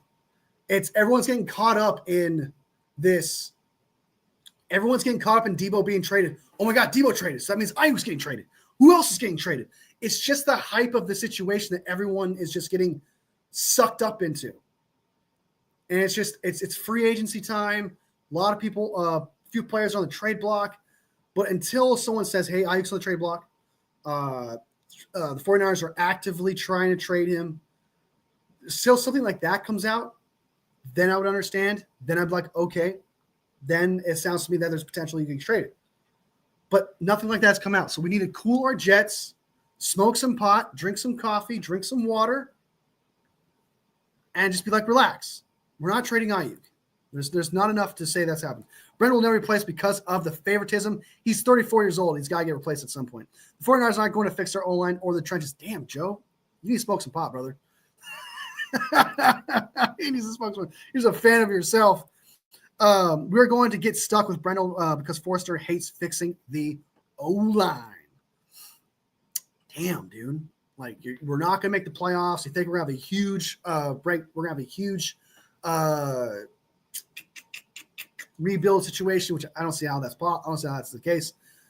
Players let go. You trade players. You let go of David Wade. That happens every single year. I do think that offensive line has been a bit of an issue, so I understand the criticism there. That I can respect because offensive line has never really been addressed too much. So I'll take the criticism for that, but everything else I just feel like it's a little cynical and being a little too harsh on your team for what no team's been perfect on. No team's ever been perfect, and you got to compromise sometimes. And you got to understand that sometimes a team's not going to do what you want. Sometimes, it's not the most successful offseason, but there's still success. There's still things to look at to be excited about. There's still things to look at as a fan to be like, okay, that's something that's actually good. And for the 49ers, that's been the case. We got Robert Saleh for a reason. We got Brant Boyer for a reason, right? We're saving up cap space for a reason. There's still we're making judgments before things actually happen, right? We're setting the bar low for a reason to protect ourselves. And that's something we shouldn't do. Until they make that mistake, be like, okay, they made this mistake, then you can judge that, right? But to have retrospect takes, it's kind of different. That's different. Resign Mason. Mason's proven our guys in the draft. I think we should move on from Mason. I think someone we should trade. We already got 2 running backs. We got Isaac Guerendo. We got CMC. We need to get a depth piece, man. I don't think signing him to a $5.5 million deal, 2 years to play third running back.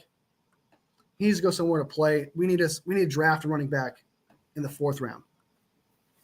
And we got Bonnie Conda on the roster. He needs to go. He needs to go somewhere where he has an opportunity to play and actually carry the rock. I just want this team to draft better. We have no depth on this team because of the 2023 NFL draft. What?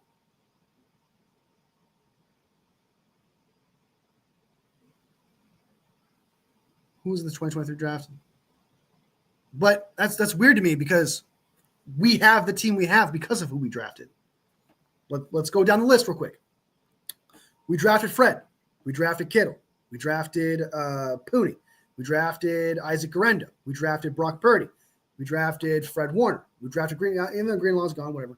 Nick Bosa, Brandon Ayuk, Pearsall, Juwan Jennings. Who else? That's big. Mustafa, Jair Brown, Lenore, Ronaldo Green. All those are just who are currently on the roster. That's not talking about the people who've left. This team has drafted excellently. I don't understand why people think the 49ers haven't drafted well. Yeah, the 2023 draft wasn't the best. I agree with that, but I still believe in Jair Brown. I like Jair Brown. 2023 draft was probably their worst draft, but not everyone's going to hit it out of the park every single year. That would be insane. But this team has drafted significantly well. I don't understand where this narrative came from where people are like, hey, we don't draft well. That is crazy. We don't draft well in the 1st round. I'll give you that. That's been a bit of an issue. But we also haven't had a draft pick for 3 years. And then we got Pearsall. The last time we had a 1st-round draft pick was in 2020. 2021, good draft. 2022, good draft. 2023, bad draft. In 2024, we finally have a 1st-round draft pick, and we do well with that.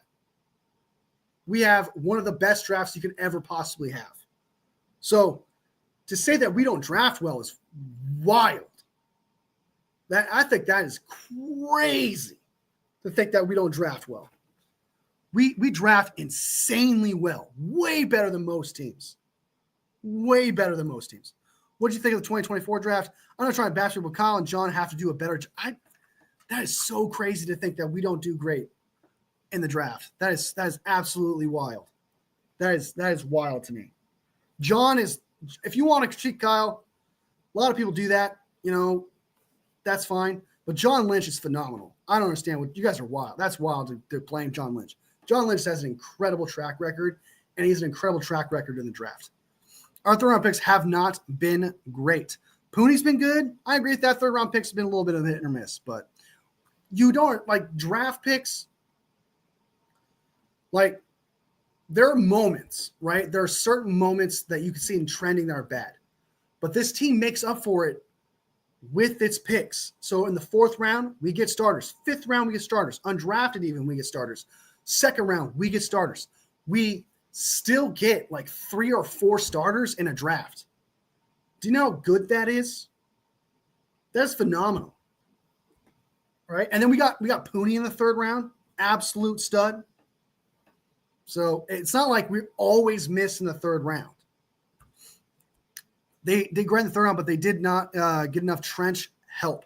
They did phenomenal. They did everything they had to do in the 1st round. I think what you do in the draft, best player available, got starters, and I think they did what they had to do. They have to stop drafting busts. Busts would be people in the 1st round. I agree they have to stop drafting busts, but I don't think it's just that simple. They're lotto tickets. You're going to miss. You're going to miss a lot. It happens in the 1st round. I disagree. I agree with the 49ers not focusing enough on the offensive line. I do think they need to focus more on the offensive line. That's something we agree on. They would have to trade him before the option bonus kicks in. I'm talking about Brandon Ayuk, yeah. But they did get Pooney last season. That's a huge win. That's true. Too much chest for me. Oh, because my shirt. Well, stop looking at my chest. My eyes are up here. My eyes are up here. It would be bad business not to accept phone calls. Yep. Hey, but they need to start drafting centers and tackles more. There is no centers in this draft, so don't be surprised if they don't. There's no real centers in this draft, so they got to kind of move on from that. But tackles, I think they should have taken an opportunity on a tackle in the 2nd round, but I like Green. Green's solid. He's a good player. They should have drafted Wirfs instead of Kinlaw. I agree with that, but they drafted they traded Buckner and they had a need at D tackle. So I see why they drafted Kinlaw over Wirfs, but yeah, drafting Wirfs over drafting Kinlaw over Wirfs was not very good.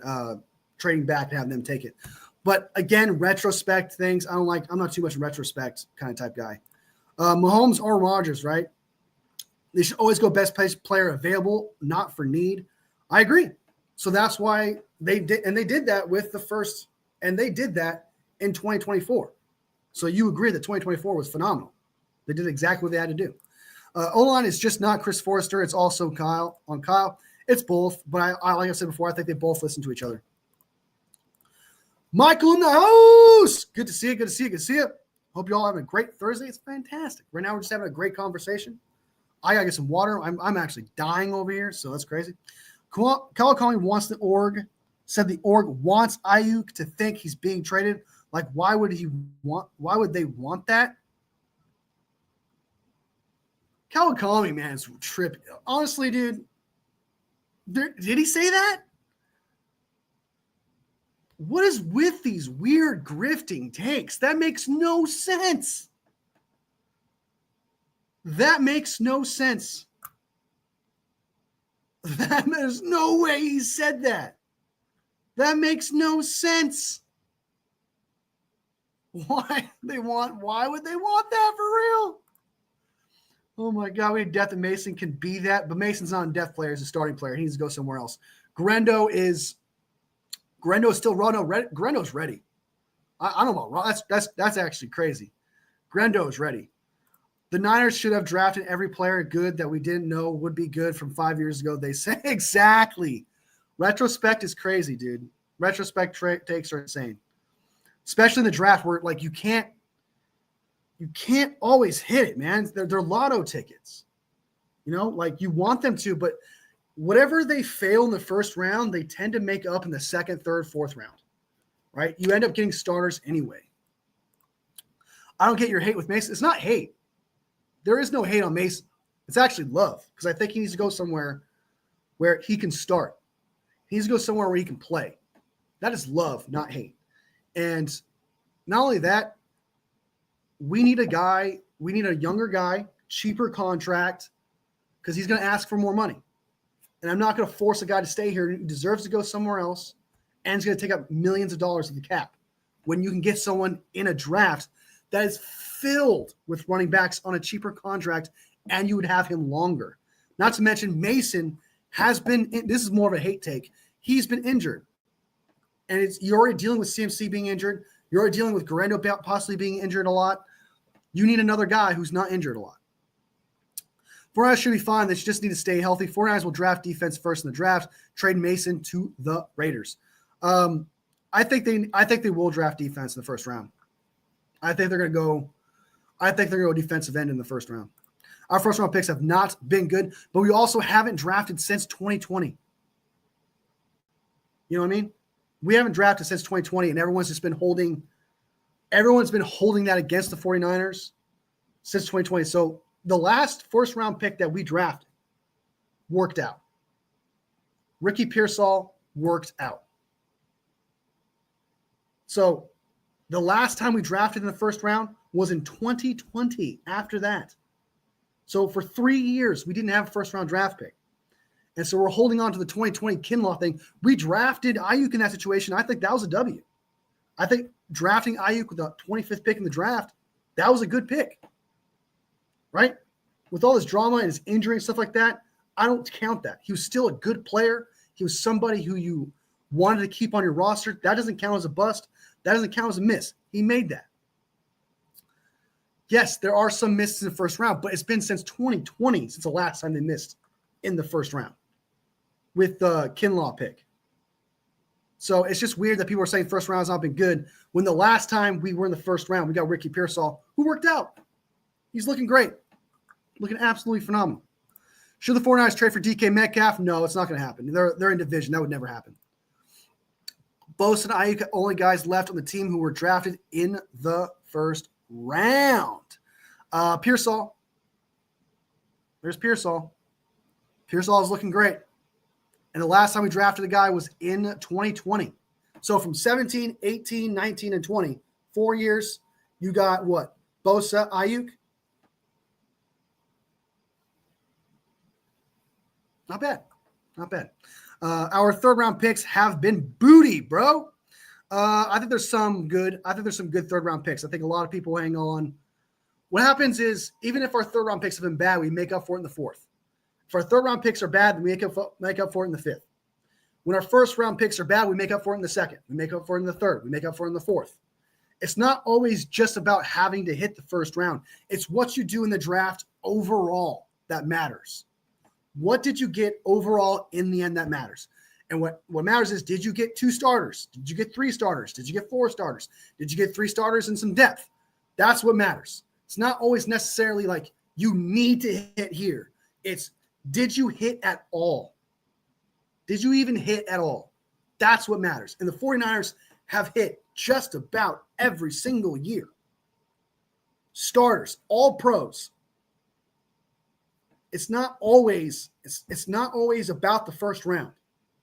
It's weird to me that we're making one pick in the first round. That's a lot of ticket. That's uncertainty as some sort of you must hit here. No, what you must hit is in the draft in general. 3 starting players potentially. 3 good players, and that's what they constantly do. It doesn't matter where, as long as you do that, because you're not always going to hit every single time. You're not always going to have a 2024 draft. It's not always going to happen. No way Seahawks trade in division. That's why I agree. I don't think it's going to ever happen. Doing well. Hey. Should have, could have, would have was life of all NFL teams. Exactly. The draft is not, it's not what you do in the first round. It's what you do in the draft in general. It's what you come out of the draft with in the end. We have missed on tight end after Kittle. I agree with you on that. I agree. I think we've only drafted what? Latu. I think we got like 1 or 2 in the 5th round a couple years ago, but how many tight ends do you need to get in a draft? Do you need 4 tight ends that are great on your team? Do you need 2? Like, does that really matter? You need 1 good tight end, and then the rest needs to be depth. The reason why, as of now, tight ends become an issue is because Kittle's older now. Now it is time to hit on a tight end. Now is the time. Wait till these NIL deals kicks in and no more 5th round gems. Oh, I hope no. That bum me out. Majors, I like center in this draft. He's all right. Stop and drop. Nothing much. Just for Brian Zakita dress for Eagles jersey. He needs to get that done, man. He is just dodging. He is dodging, Michael. He is dodging. My dog at my Subway last night. I'm grumpy. Oh, I would be upset, dude. That would bum me out. Got no one just now, as you should. Yes, Pearsall, but I don't judge picks till 3 years in. Well, then it's the 49ers haven't had a first-round draft pick since 2020. 49ers haven't had a draft pick since 2020, and we're saying they're just terrible. It's like if they had a 2021 bad one, 2022, 2023, I understand that, right? But they haven't had a draft pick since 2020. And from what we've seen in 2024, they hit. It absolutely hit on everyone criticized on that pick. It looks like it worked out too. So I was super faded in 32 Royal out after the other day. Damn. People remember the bad more than they do the good. I agree with that. That Moody draft has been so bad. I agree. That 2023 draft has been atrocious. You can win 5 Super Bowls, but it's the one loss that people will still remember and hold on to the most. Yep. Just negativity, man. It's brutal. And it was a comp pick 99. There's 32 teams, so a fourth. Latu, Warner, Smith, and Willis are all the tight ends we drafted aside from Kittle. That's actually not a lot, especially considering that you don't. It's kind of like getting upset that we miss on running backs, but yet we have CMC who's been great for so example, Kittle has been phenomenal since his draft. We haven't needed to hit on a tight end. It hasn't been a need. As of late, it's become a need because he is older. That is something you need to do. Latu, terrible pick. Something they should have done. Warner, that was actually a good pick. Warner was actually a good pick. He was an excellent blocker. Warner was an excellent blocker. I don't know about that. Smith, yeah, that was a bad pick. Braden Willis, I don't like that pick either. But those were 5th-round draft picks. Those were 5th round, 6th round, 7th round draft. You're talking about 5th, 6th, and 7th round draft picks. Warner was a good pick. He was a great blocker, and he did his job. Latu, bad pick, I agree. Smith and Willis, yes. But that's only 4 tight ends, and you hit on one of them. Sorry, you hit on 2 of them. 2 out of the 5 draft picks you got. So, yeah. Well, I was using running back as a I'm not saying we drafted CMC. I'm aware that we traded for him. But I was trying to use him as a reference, but when I could just use George Kittle because he's a future Hall of Fame tight end. But I think that you drafted Kittle. You haven't needed to get – it's not like wide receiver where you need to hit on another wide receiver or whatever. It's not offensive lineman where you got one good offensive lineman you need to hit on another. You just need one tight end, and the rest are all depth. What they do, one good thing, pass catching or blocking. That's all you really need them to do. So it has been a need last 2 to 3 seasons, in my opinion. I don't think so as long as you hit in the draft. That's all that matters. So especially with tight end, I do think at some point they do need to hit it. They do need to hit on a tight end or trade for one, something like that. Because Kittle at some point, not a spring chicken, but he's still phenomenal. He's still excellent. It's not that you need a backup tight end, someone who can come in and replace him. I agree with that, but we're holding way too much on missing on positions in general. Nobody. It's weird to me that it's kind of like what's his name said. Papa J said, we hang on way too much to the negative shit and not realize the good that has come to the 49ers. It's weird. It's absolutely weird to me. They have done phenomenal. They've had phenomenal drafts. They have all pros. They have Hall of Fame players from 5th round picks, 4th round picks, and 3rd round picks. They have excellent players who are no longer on the team that are playing for other teams. Al-Shire, playing for the Texans, excellent linebacker. Greenlaw, we had him for as long as we have, excellent linebacker, right? There's a couple corners, I think. DJ Reed, someone who we drafted, excellent corner. We let him go. Still drafted him. Still was good. There's a few players out there that we drafted that are phenomenal. They're not even on the team anymore. So to say that they don't draft well is ridiculous. Doesn't make any sense. It doesn't matter if you miss the first round. It matters if do you hit it all in the draft. So in 2023 was their worst draft. That was absolutely terrible. The 49ers can never draft a kicker or punter. I hope they don't. I don't give a shit. Like, I agree with you, Joe, there. Do not draft a punter. Larry said he would wager also, but after 3 times he ignored it. So that tells you what he really thinks. I don't think they're trading Ayuk, man. And you know what? That could happen, and props to him if he predicts it. But I think we're just caught up in the momentum of some player actually being traded. That does happen. And I think that's the case. If he ends up getting traded, guess what? Fine, he gets traded. But it better be for a good package. It better be for more than just a third-round pick. Because I don't want to take – I don't know enough about that cap hit. Because some people are saying it's just $8 million. Some people are saying it's $18 million. And some are saying that we get out from his contract entirely if we were to trade him, which I don't think is a bad deal. But it really matters what pick we get. I don't get the vibe that someone's going to overpay for Ayuk, because that's what the 49ers have expressed. They've expressed that the deal has to blow them away, which they have said about Nick Bosa. They've said about Kittle. They've said it about Fred Warner. They've said it about every single player, that the deal has to blow us away. No one is going to blow away the 49ers for a wide receiver who's coming off of an MCL, ACL, and I think another muscle tear in his knee. No one is going to offer a shit ton for Brandon Ayuk. And that's what the 49ers have expressed. It's got to be a deal that blows him away. That's not happening. I think it's just talk.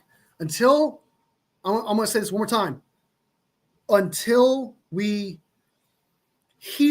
variable comes out, then I'll change my tune. I will change my tune if this happens. If it comes out that the 49ers are actively shopping him, then I would be like, okay, he's probably going to get traded.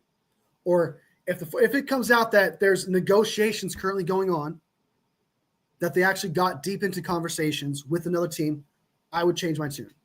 But from what I'm seeing, from what I'm hearing, it's the same old shit that we heard every single year about every single player. We accept calls about everyone. We're caught up way too much in Debo being traded. Right? We're caught up way too much. Or if Ayuk demands a trade and the 49ers come out and say, hey, we'll honor that. Because that's what happened with Debo. So his collar shirts are also 65 plus shipping. He must think he's Shannon Sharp.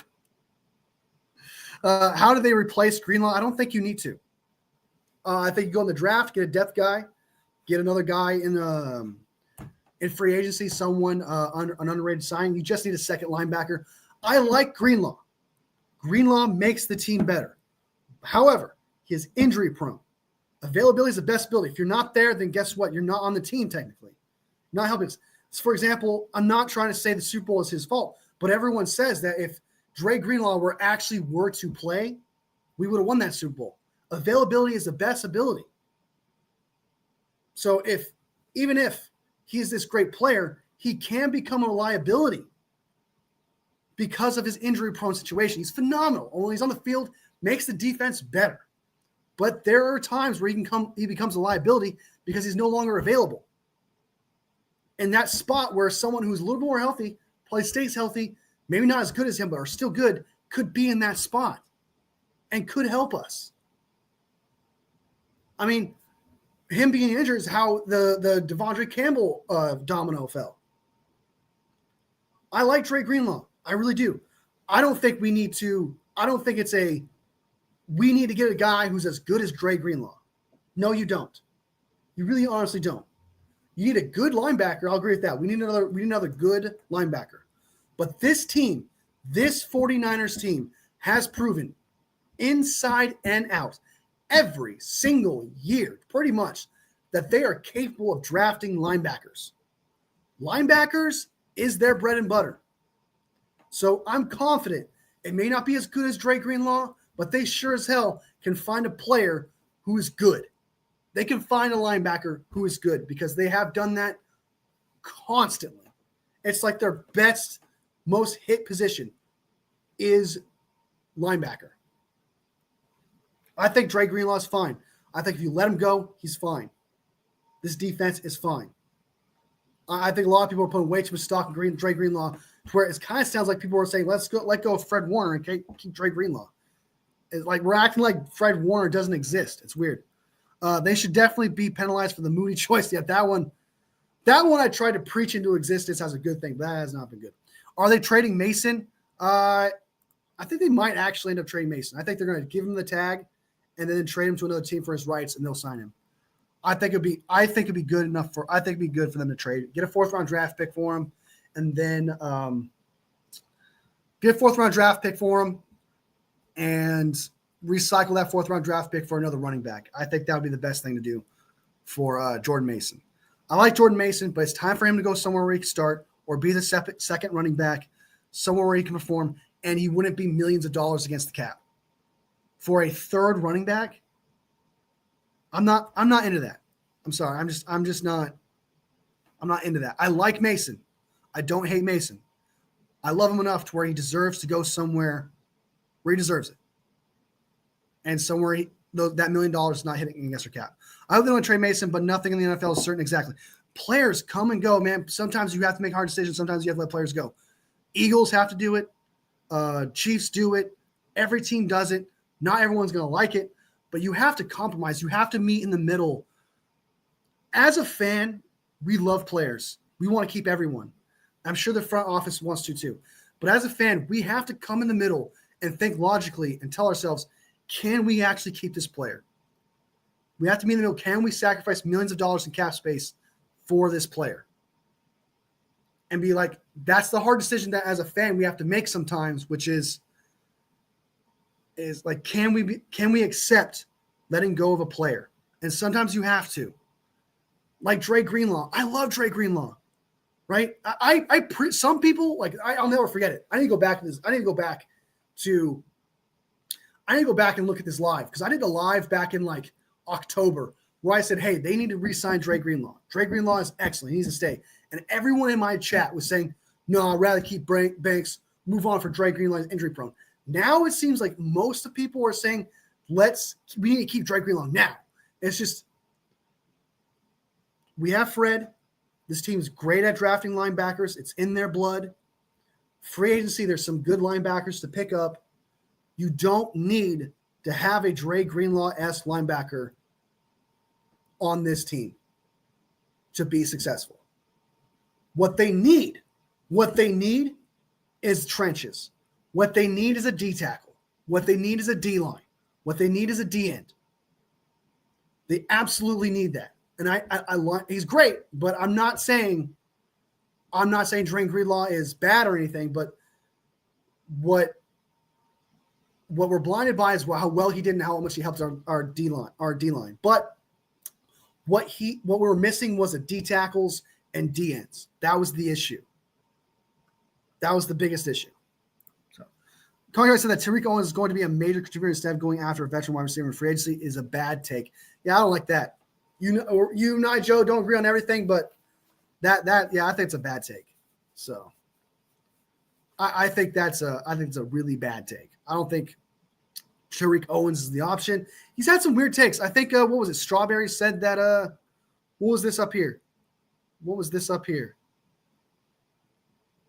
He said that the 49ers want Ayuk to think he's being traded. That's so stupid. That doesn't make any sense. Like, I can't even think of a reason why you would think that's a good idea to make a player think he's being traded. Yeah, purposely make a player feel like he doesn't belong. That doesn't make any sense. 49ers are so done. It's the Rams' year. You guys are rebuilding. Purdy will be gone next. I strongly disagree with that. We're not rebuilding. Players come and go, man. Tough decisions are made. But you still got a nice foundation. You got Robert Saleh, who's only going to be here for like 1 or 2 years. You got an excellent special teams coach. You got Kyle Shanahan. They're going to re-sign Brock Purdy. You still have George Kittle. You have 3 solid wide receivers as of now. You have 2 solid running backs in CMC and Isaac Guerrero. You still have Trent Williams. You have Pooney and McKivitz playing good with Pooney. You have Mustafa and Jair Brown, who are all starters. You have Lenore and Green, who are on the team as well. That are good corners as well. You have Fred Warner still, Nick Bosa. Even with these cuts, they still, I just named off every single position to where they only need to hit Even with Debo gone, who was a liability on this team, Debo was a liability. I'm glad he's gone. We got better with him gone. Hargrave wasn't good, wasn't worth the contract. He was a liability. He's gone. Kyle Juszczyk, barely even used him, saved $4.6 million. He's gone. Rebuilding, wild. Some people are talking shit about the 49ers, understand that. I know there's some trolls out there. But for people who are serious and actually do think this, we let go of dead weight. This team has let go of dead weight. And that's what you got to do. You can't have players that are holding you back. Because there are players that are ready to step up and take the reins. This team just needs to address guard. This team just needs to address center, D tackle, and D end, and they are fine. They need depth everywhere else. They need starters at D tackle, D end, guard, and center. That is 4 positions. Even with Hargrave gone, Juszczyk gone, Debo gone, Ward gone. Ward was great, but we have Lenore and we have Green. You need depth everywhere else. You only need to address 4 positions. You only need 4 starters. You can get that in the draft, and you can get that in free agency. Rebuilding, just in case, for all the serious people out there, same. Gone where? Yeah. Oh. People are just crazy when they think that we're rebuilding. We got rid of liability, man. We got rid of liability. We don't have to worry about long snappers being choked out. That's all I'm saying. Why does Kyle always redshirt rookies? Kyle should have played more on offense. I agree, but maybe he just wasn't ready. I mean, Pearsall was out there. Pooney was out there. Green was out there. Mustafa was out there. So I wouldn't say he always redshirts rookies. I just don't think he thinks they're ready. Because like I said, Mustafa was out there. Garendo was out there. Didn't redshirt them. Pooney was out there. Didn't redshirt him. Green was out there. Didn't redshirt him.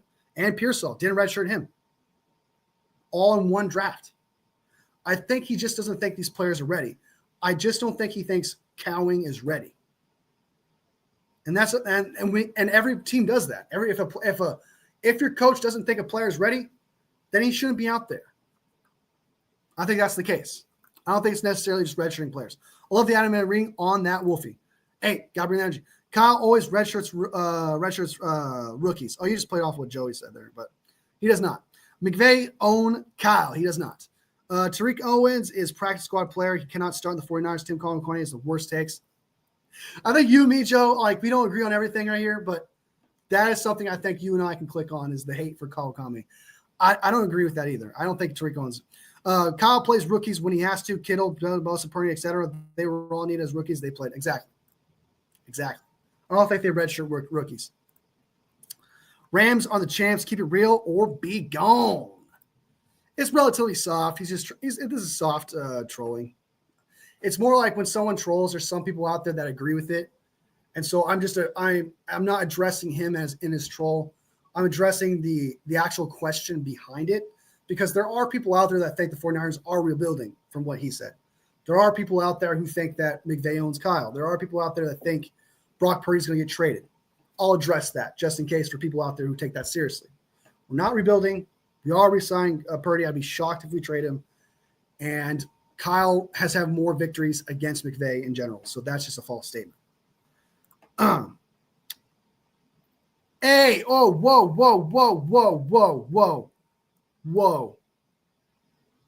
I'm sorry. I did not mean to put that on the screen. That's some bullshit.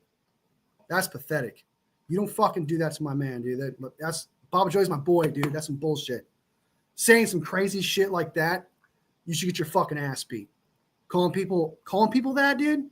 What is wrong with you? What is wrong with you? Like, I don't understand how people can ever take something that far.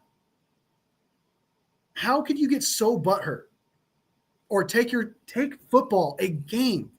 Like, we disagree all the time on these chats, guys. We disagree all the time. I have hot takes. You guys have hot takes. We disagree all the time. But we are never going to tolerate people going so as far as to say some shit like that. I did not mean to put that on the screen. That was an accident. I'm sorry about that. That is crazy. If you do stuff like that, you're pathetic. You are absolutely pathetic if you say shit like that to people. If you just want to, that is so pathetic. I'm so dumbfounded when I see things like that. I'm not trying to turn this live into some sad thing here, but I don't understand how people can just go so far out of their way to have to bring people down, have to, like, in that really personal level. Like, I don't understand how someone can ever do that. Like, you are a psychopath. You are pathetic. You have mental problems.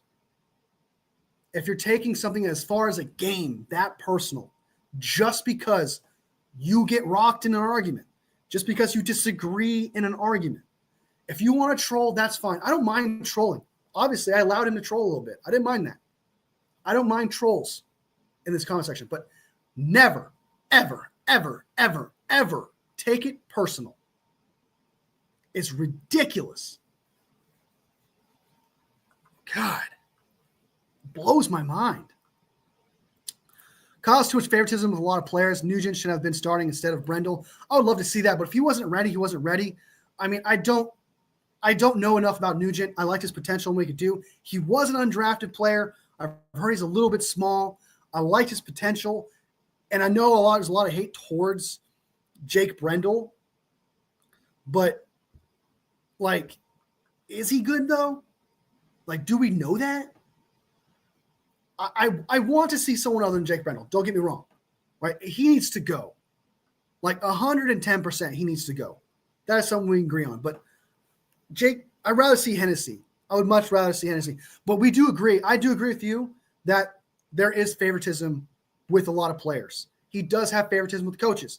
I think he has a favoritism with Chris Forrester, which is why I call him the Nick Sorensen of offensive line coaches. That's what I call him. He's a favoritism towards Nick Forrester. He had favoritism towards Debo, for example. He loved Debo. I do agree there's favoritism on players, and I absolutely hate it. That's the one. I don't hate Kyle, but I'll acknowledge there's negatives. He does have, I call it a tier.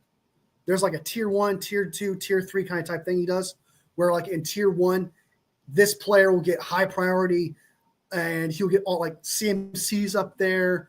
Debo was on there. Chris Forrester as a coach was on there. Like he does have a favoritism list. I agree. Rams love to threaten girls on Rombo. He needs to block those guys and get rid of those like that. I'm not trying to tell him how to control his lives and stuff, but like it just gets everyone else frustrated. Like no one wants to see that. No one wants to read that. Obviously it's false, right? Especially if you don't have any evidence or if it's just some bullshit thing you're saying to slander someone's name like that. You need to block those people because that could ruin someone's day for no fucking reason over a football game. Over a football game. You want to put someone through a heated debate or get someone heated, allow someone to get someone who's loyal to your stream, someone who's just having a good time, allows them to, I'm not criticizing Rombo. I'm just saying in general. That ruins people's days, man. Being called stuff like that, obviously not true, still ruins people's days. It gets people furious because that is super offensive. That is something that, because you're slandering someone's name. I don't like that. I don't like the slander of names, man. It's just, it gets people heated. It ruins the day. It does nothing beneficial. Please just don't have anything smart to say. These guys are all 400 chats and do the same thing. It's sad. I will say this, Pearsall is a good pick, but we don't know if he'll be a great receiver. I love the potential there. For sure. And it's not wrong. Like he could be bad in the second year. I've said this before, so I can't be a hypocrite. I won't be a hypocrite here. I've always said this. 1 year doesn't define a player. You need to see what he does. What you do consistently is what defines you as a player. If you have one bad year, that's fine. You're allowed to have a bad year. But what you do mostly and what you do consistently is what defines you the most. So I do agree it's not for sure that he's the best pick, but from the looks of it, if you were to judge it compared to other first-round draft picks, This was an absolute steal. But we'll see. We'll see down the line. I think he'll be great. He just showed – Pearsall has shown a lot. I think he's going to be phenomenal. That's part of the gamble of the draft. Some do great in college but suck in the NFL, vice versa. Yeah, they just fall apart. Pearsall will be a great receiver. Just believe he's the next superstar. I don't know if he's got potential, man. He's got potential. Nugent is a developmental project. Yeah. We need more certainty there. I like Nugent. I like what he could potentially be. I like his upside, but I don't know if he'd be better than Brendel. I don't know enough to make that kind of a judgment, to be honest. But I do like what I hear about him in training camp and stuff. So the Rams made fake accounts of others, and Rambo needs to block them. Someone needs to DM Rambo. Yeah, it's got to stop. And again, I'm not here to criticize. I am not here to criticize someone else's stream, right? That's not my job. It's not my job. That's their right. They can do what they want with their stream. But like, I don't know if he reads the. Does he read chat? Again, I'm not criticizing. I'm just asking. Right? I'm just curious. Does he read chat? Because if he sees that and doesn't block him, that would be shocked. I'd be shocked. Again, I'm not criticizing. I'm just saying. I do think those kind of type of people are cancer, because no one wants to jump into a stream where they're going to be called those kind of things, call those kind of names, or see those kind of stuff. People want to jump in these streams to have a great conversation about football. That's it, or disagree about football. At the end of the day, that's what it's all about, man. That's what it's all about. Would taking Tyler Warren be a bad pick in the first? Hot take? Yes. That's a hot take, apparently. A lot of people do not like – that was one of my most disliked videos I've ever had. I like Tyler Warren. I do. But I think you can get someone with a huge upside. Tyler Warren, in my eyes, is not Brock Bowers. If Tyler Warren was Brock Bowers, guess what? If Tyler Warren was Brock Bowers, I would say do it, because Brock Bowers is phenomenal. He was phenomenal. His hype was phenomenal. He lived up to that hype. If he had that kind of hype, I would say draft him. But to me, Tyler Warren doesn't separate himself from Colston Loveland or Harold Fenton Jr. I mean, he doesn't really separate himself where he's like that type of guy. I think he's more of a late first rounder, early second round type guy. I would not be happy if we drafted Tyler Warren with the first pick. I would not be happy with that. I think at 11, you can get best player available. And I think Tyler Warren's down the list. I think Will Johnson would be a better option. I think Membu would be a better option. I think Will Campbell, if he falls from this, would be a better option. I think multiple DNs at that point would be a better option. Nick Scorton, Mikael Williams, Mike Green even, I think, would be a better option at 11. I would be disappointed if we drafted Tyler Warren at 11. Would I be open-minded? Yeah, I would, because he can block, potentially could be the future. As long as they hit in the second and third round, that'd be fine. But I'm not in love with Tyler Warren. I got a lot of hate for that.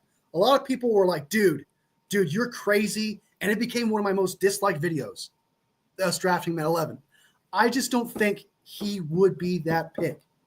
He's not best player available, and we still have George Kittle. You can get Gunnar Helm in the second or third. You can get Mason Taylor in the second or third. Fenton Jr. possibly in the second, I think, would be a better option. Colston Loveland, I think, can get in the second pick with the 43rd pick potentially. There are the scenario and price, I feel like would be better in the second and third for other tight ends. If you got him, if you traded back and you got him in late first rounder, wouldn't hate it. Then I wouldn't hate it. But as for Cowing, I agree. Cowing should have played a lot more when Ayuk got hurt. Yeah, I think he was out there for a few snaps and got some snaps, but I don't think he got a lot of attention from Brock Purdy. So I don't know if that was Kyle or if that was just Brock Purdy. I don't know. But it's his second year, man. It's his second year. It's time to show up. This is his year to show up. This is his year to show up. He's got an opportunity. He's got an opportunity this year. He's got speed. He's got speed. He's got hands. He's got huge catch ranges for his size. Only super chat, and yes, he sees them and move on. Oh, I'm sorry. Rumble has banned some of these guys. Okay. Are dangerous and needs to go. Jim Everett. Jim Everett has come in here a couple times, but pause. I don't think he hasn't done anything like that. He hasn't gone too far. He's trolled, which I allow. I don't mind a little bit of troll, but like, I don't think he's ever crossed the line in my chat. He's never really crossed the line. Would people be mad if they go wide receiver with their first pick? Yes, they would. Well, there's actually no. You know what? Let me come back a little bit. There would be people who would be mad, but there are people out there who think that with Debo gone, wide receiver becomes a huge need. And with those players, like Luther Burden would be a bad choice. McMillan's not a bad choice at 11. I think McMillan, I just saw your comment saying he cannot separate, but my Lord, can he attack the ball? He's not a route runner, I do agree, but my Lord, does he have hands?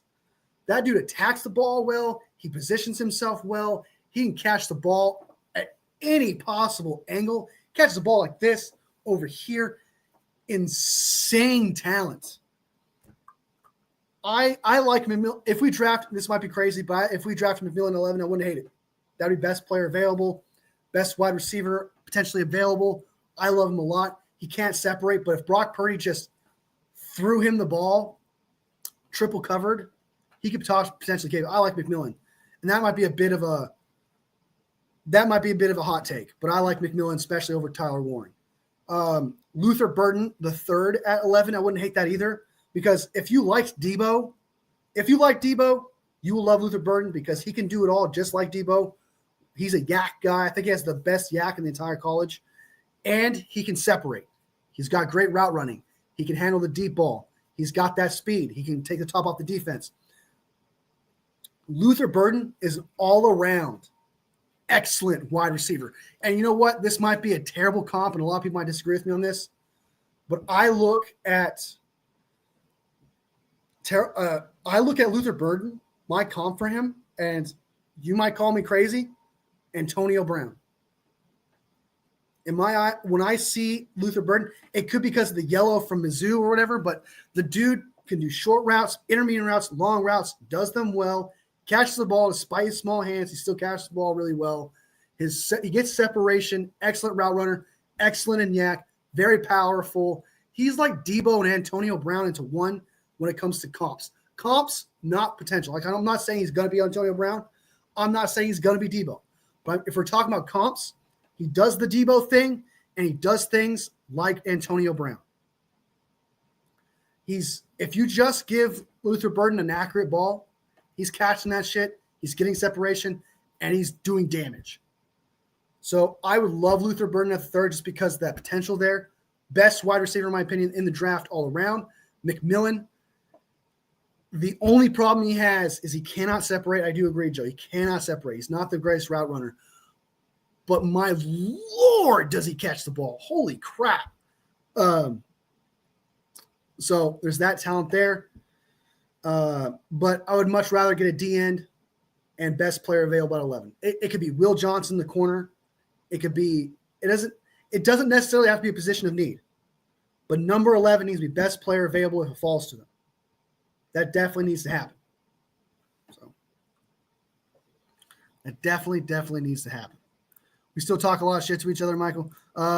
Nikita will Rudy to control bad Rams attacking her. My daughter.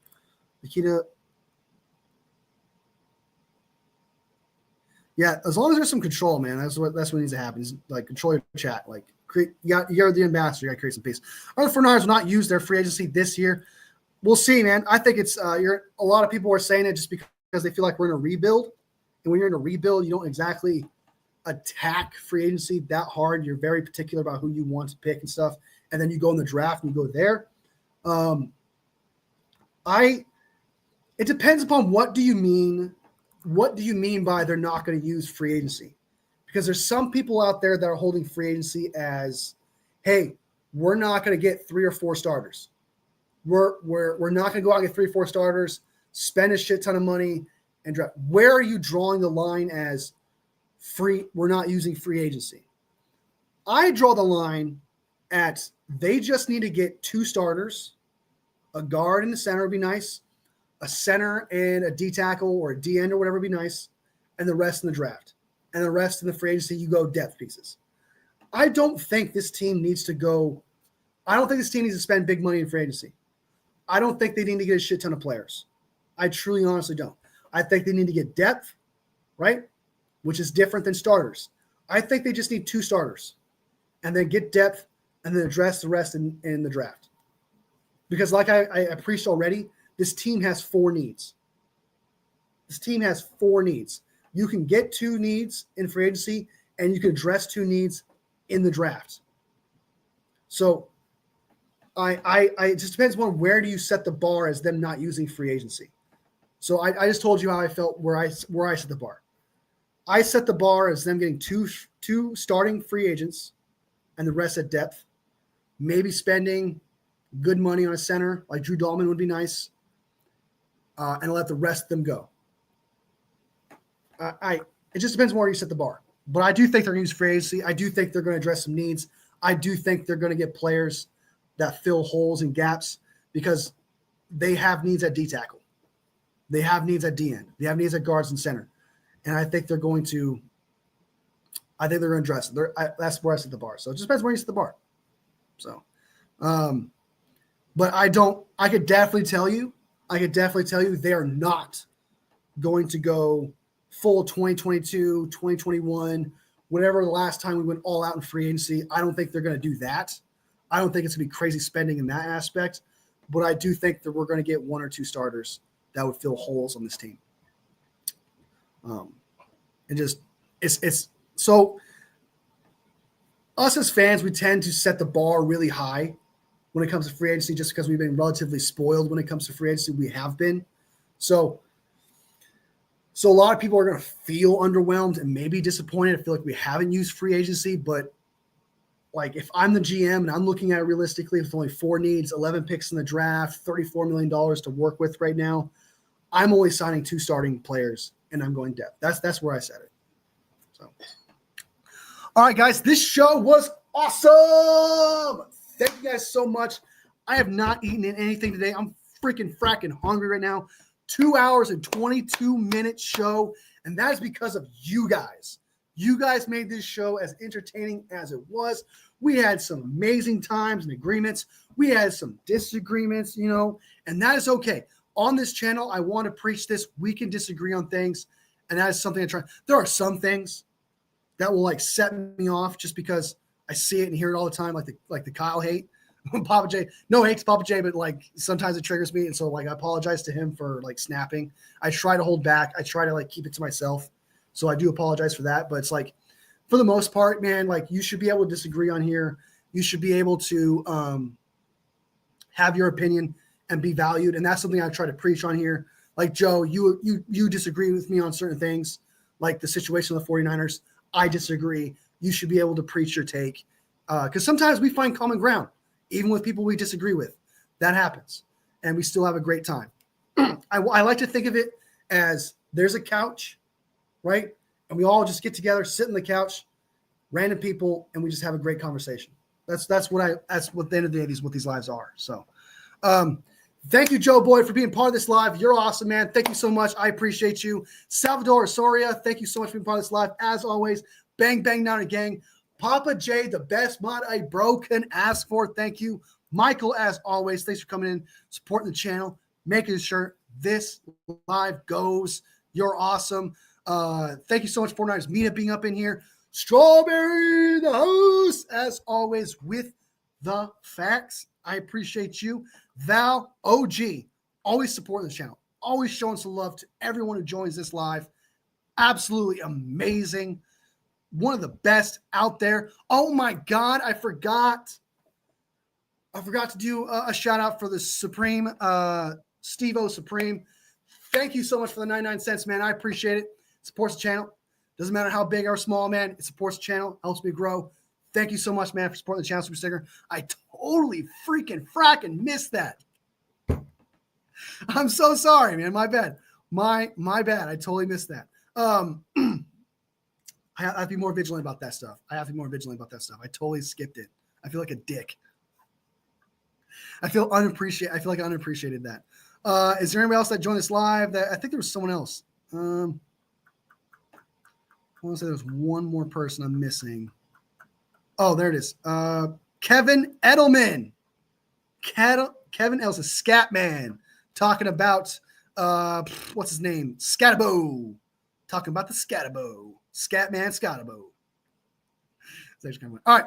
That is everyone. Thank you guys so much for being part of this live. Like I always preach, down to a T. At the end of the day, these lives are what you guys make it. And I think that, I come on here, guys, and I feel super thankful. I feel completely honored to have you guys here.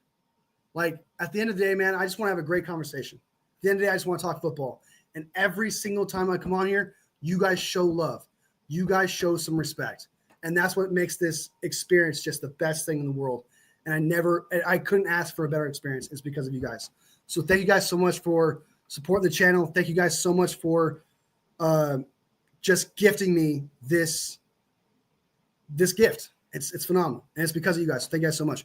Take care, guys. Appreciate Michael. I see that. Ed. Appreciate you loving the channel, man. I try to bring it. That's all we got to do. Just keep bringing it. Try to bring it for you guys. Try to be entertaining. Again, it's because of you guys. Thank you guys so much. Everyone watches later. Sub if you haven't subbed already. That way you can be part of the wolf pack. You can be part of the conversation. Because at the end of the day, that's what this is. It's just one big conversation. And of course, be sure to like the live. Because every single like makes my 49ers heart grow from here to here. All love, fam. I'll see you next video. Bang, bang, not a gang, baby.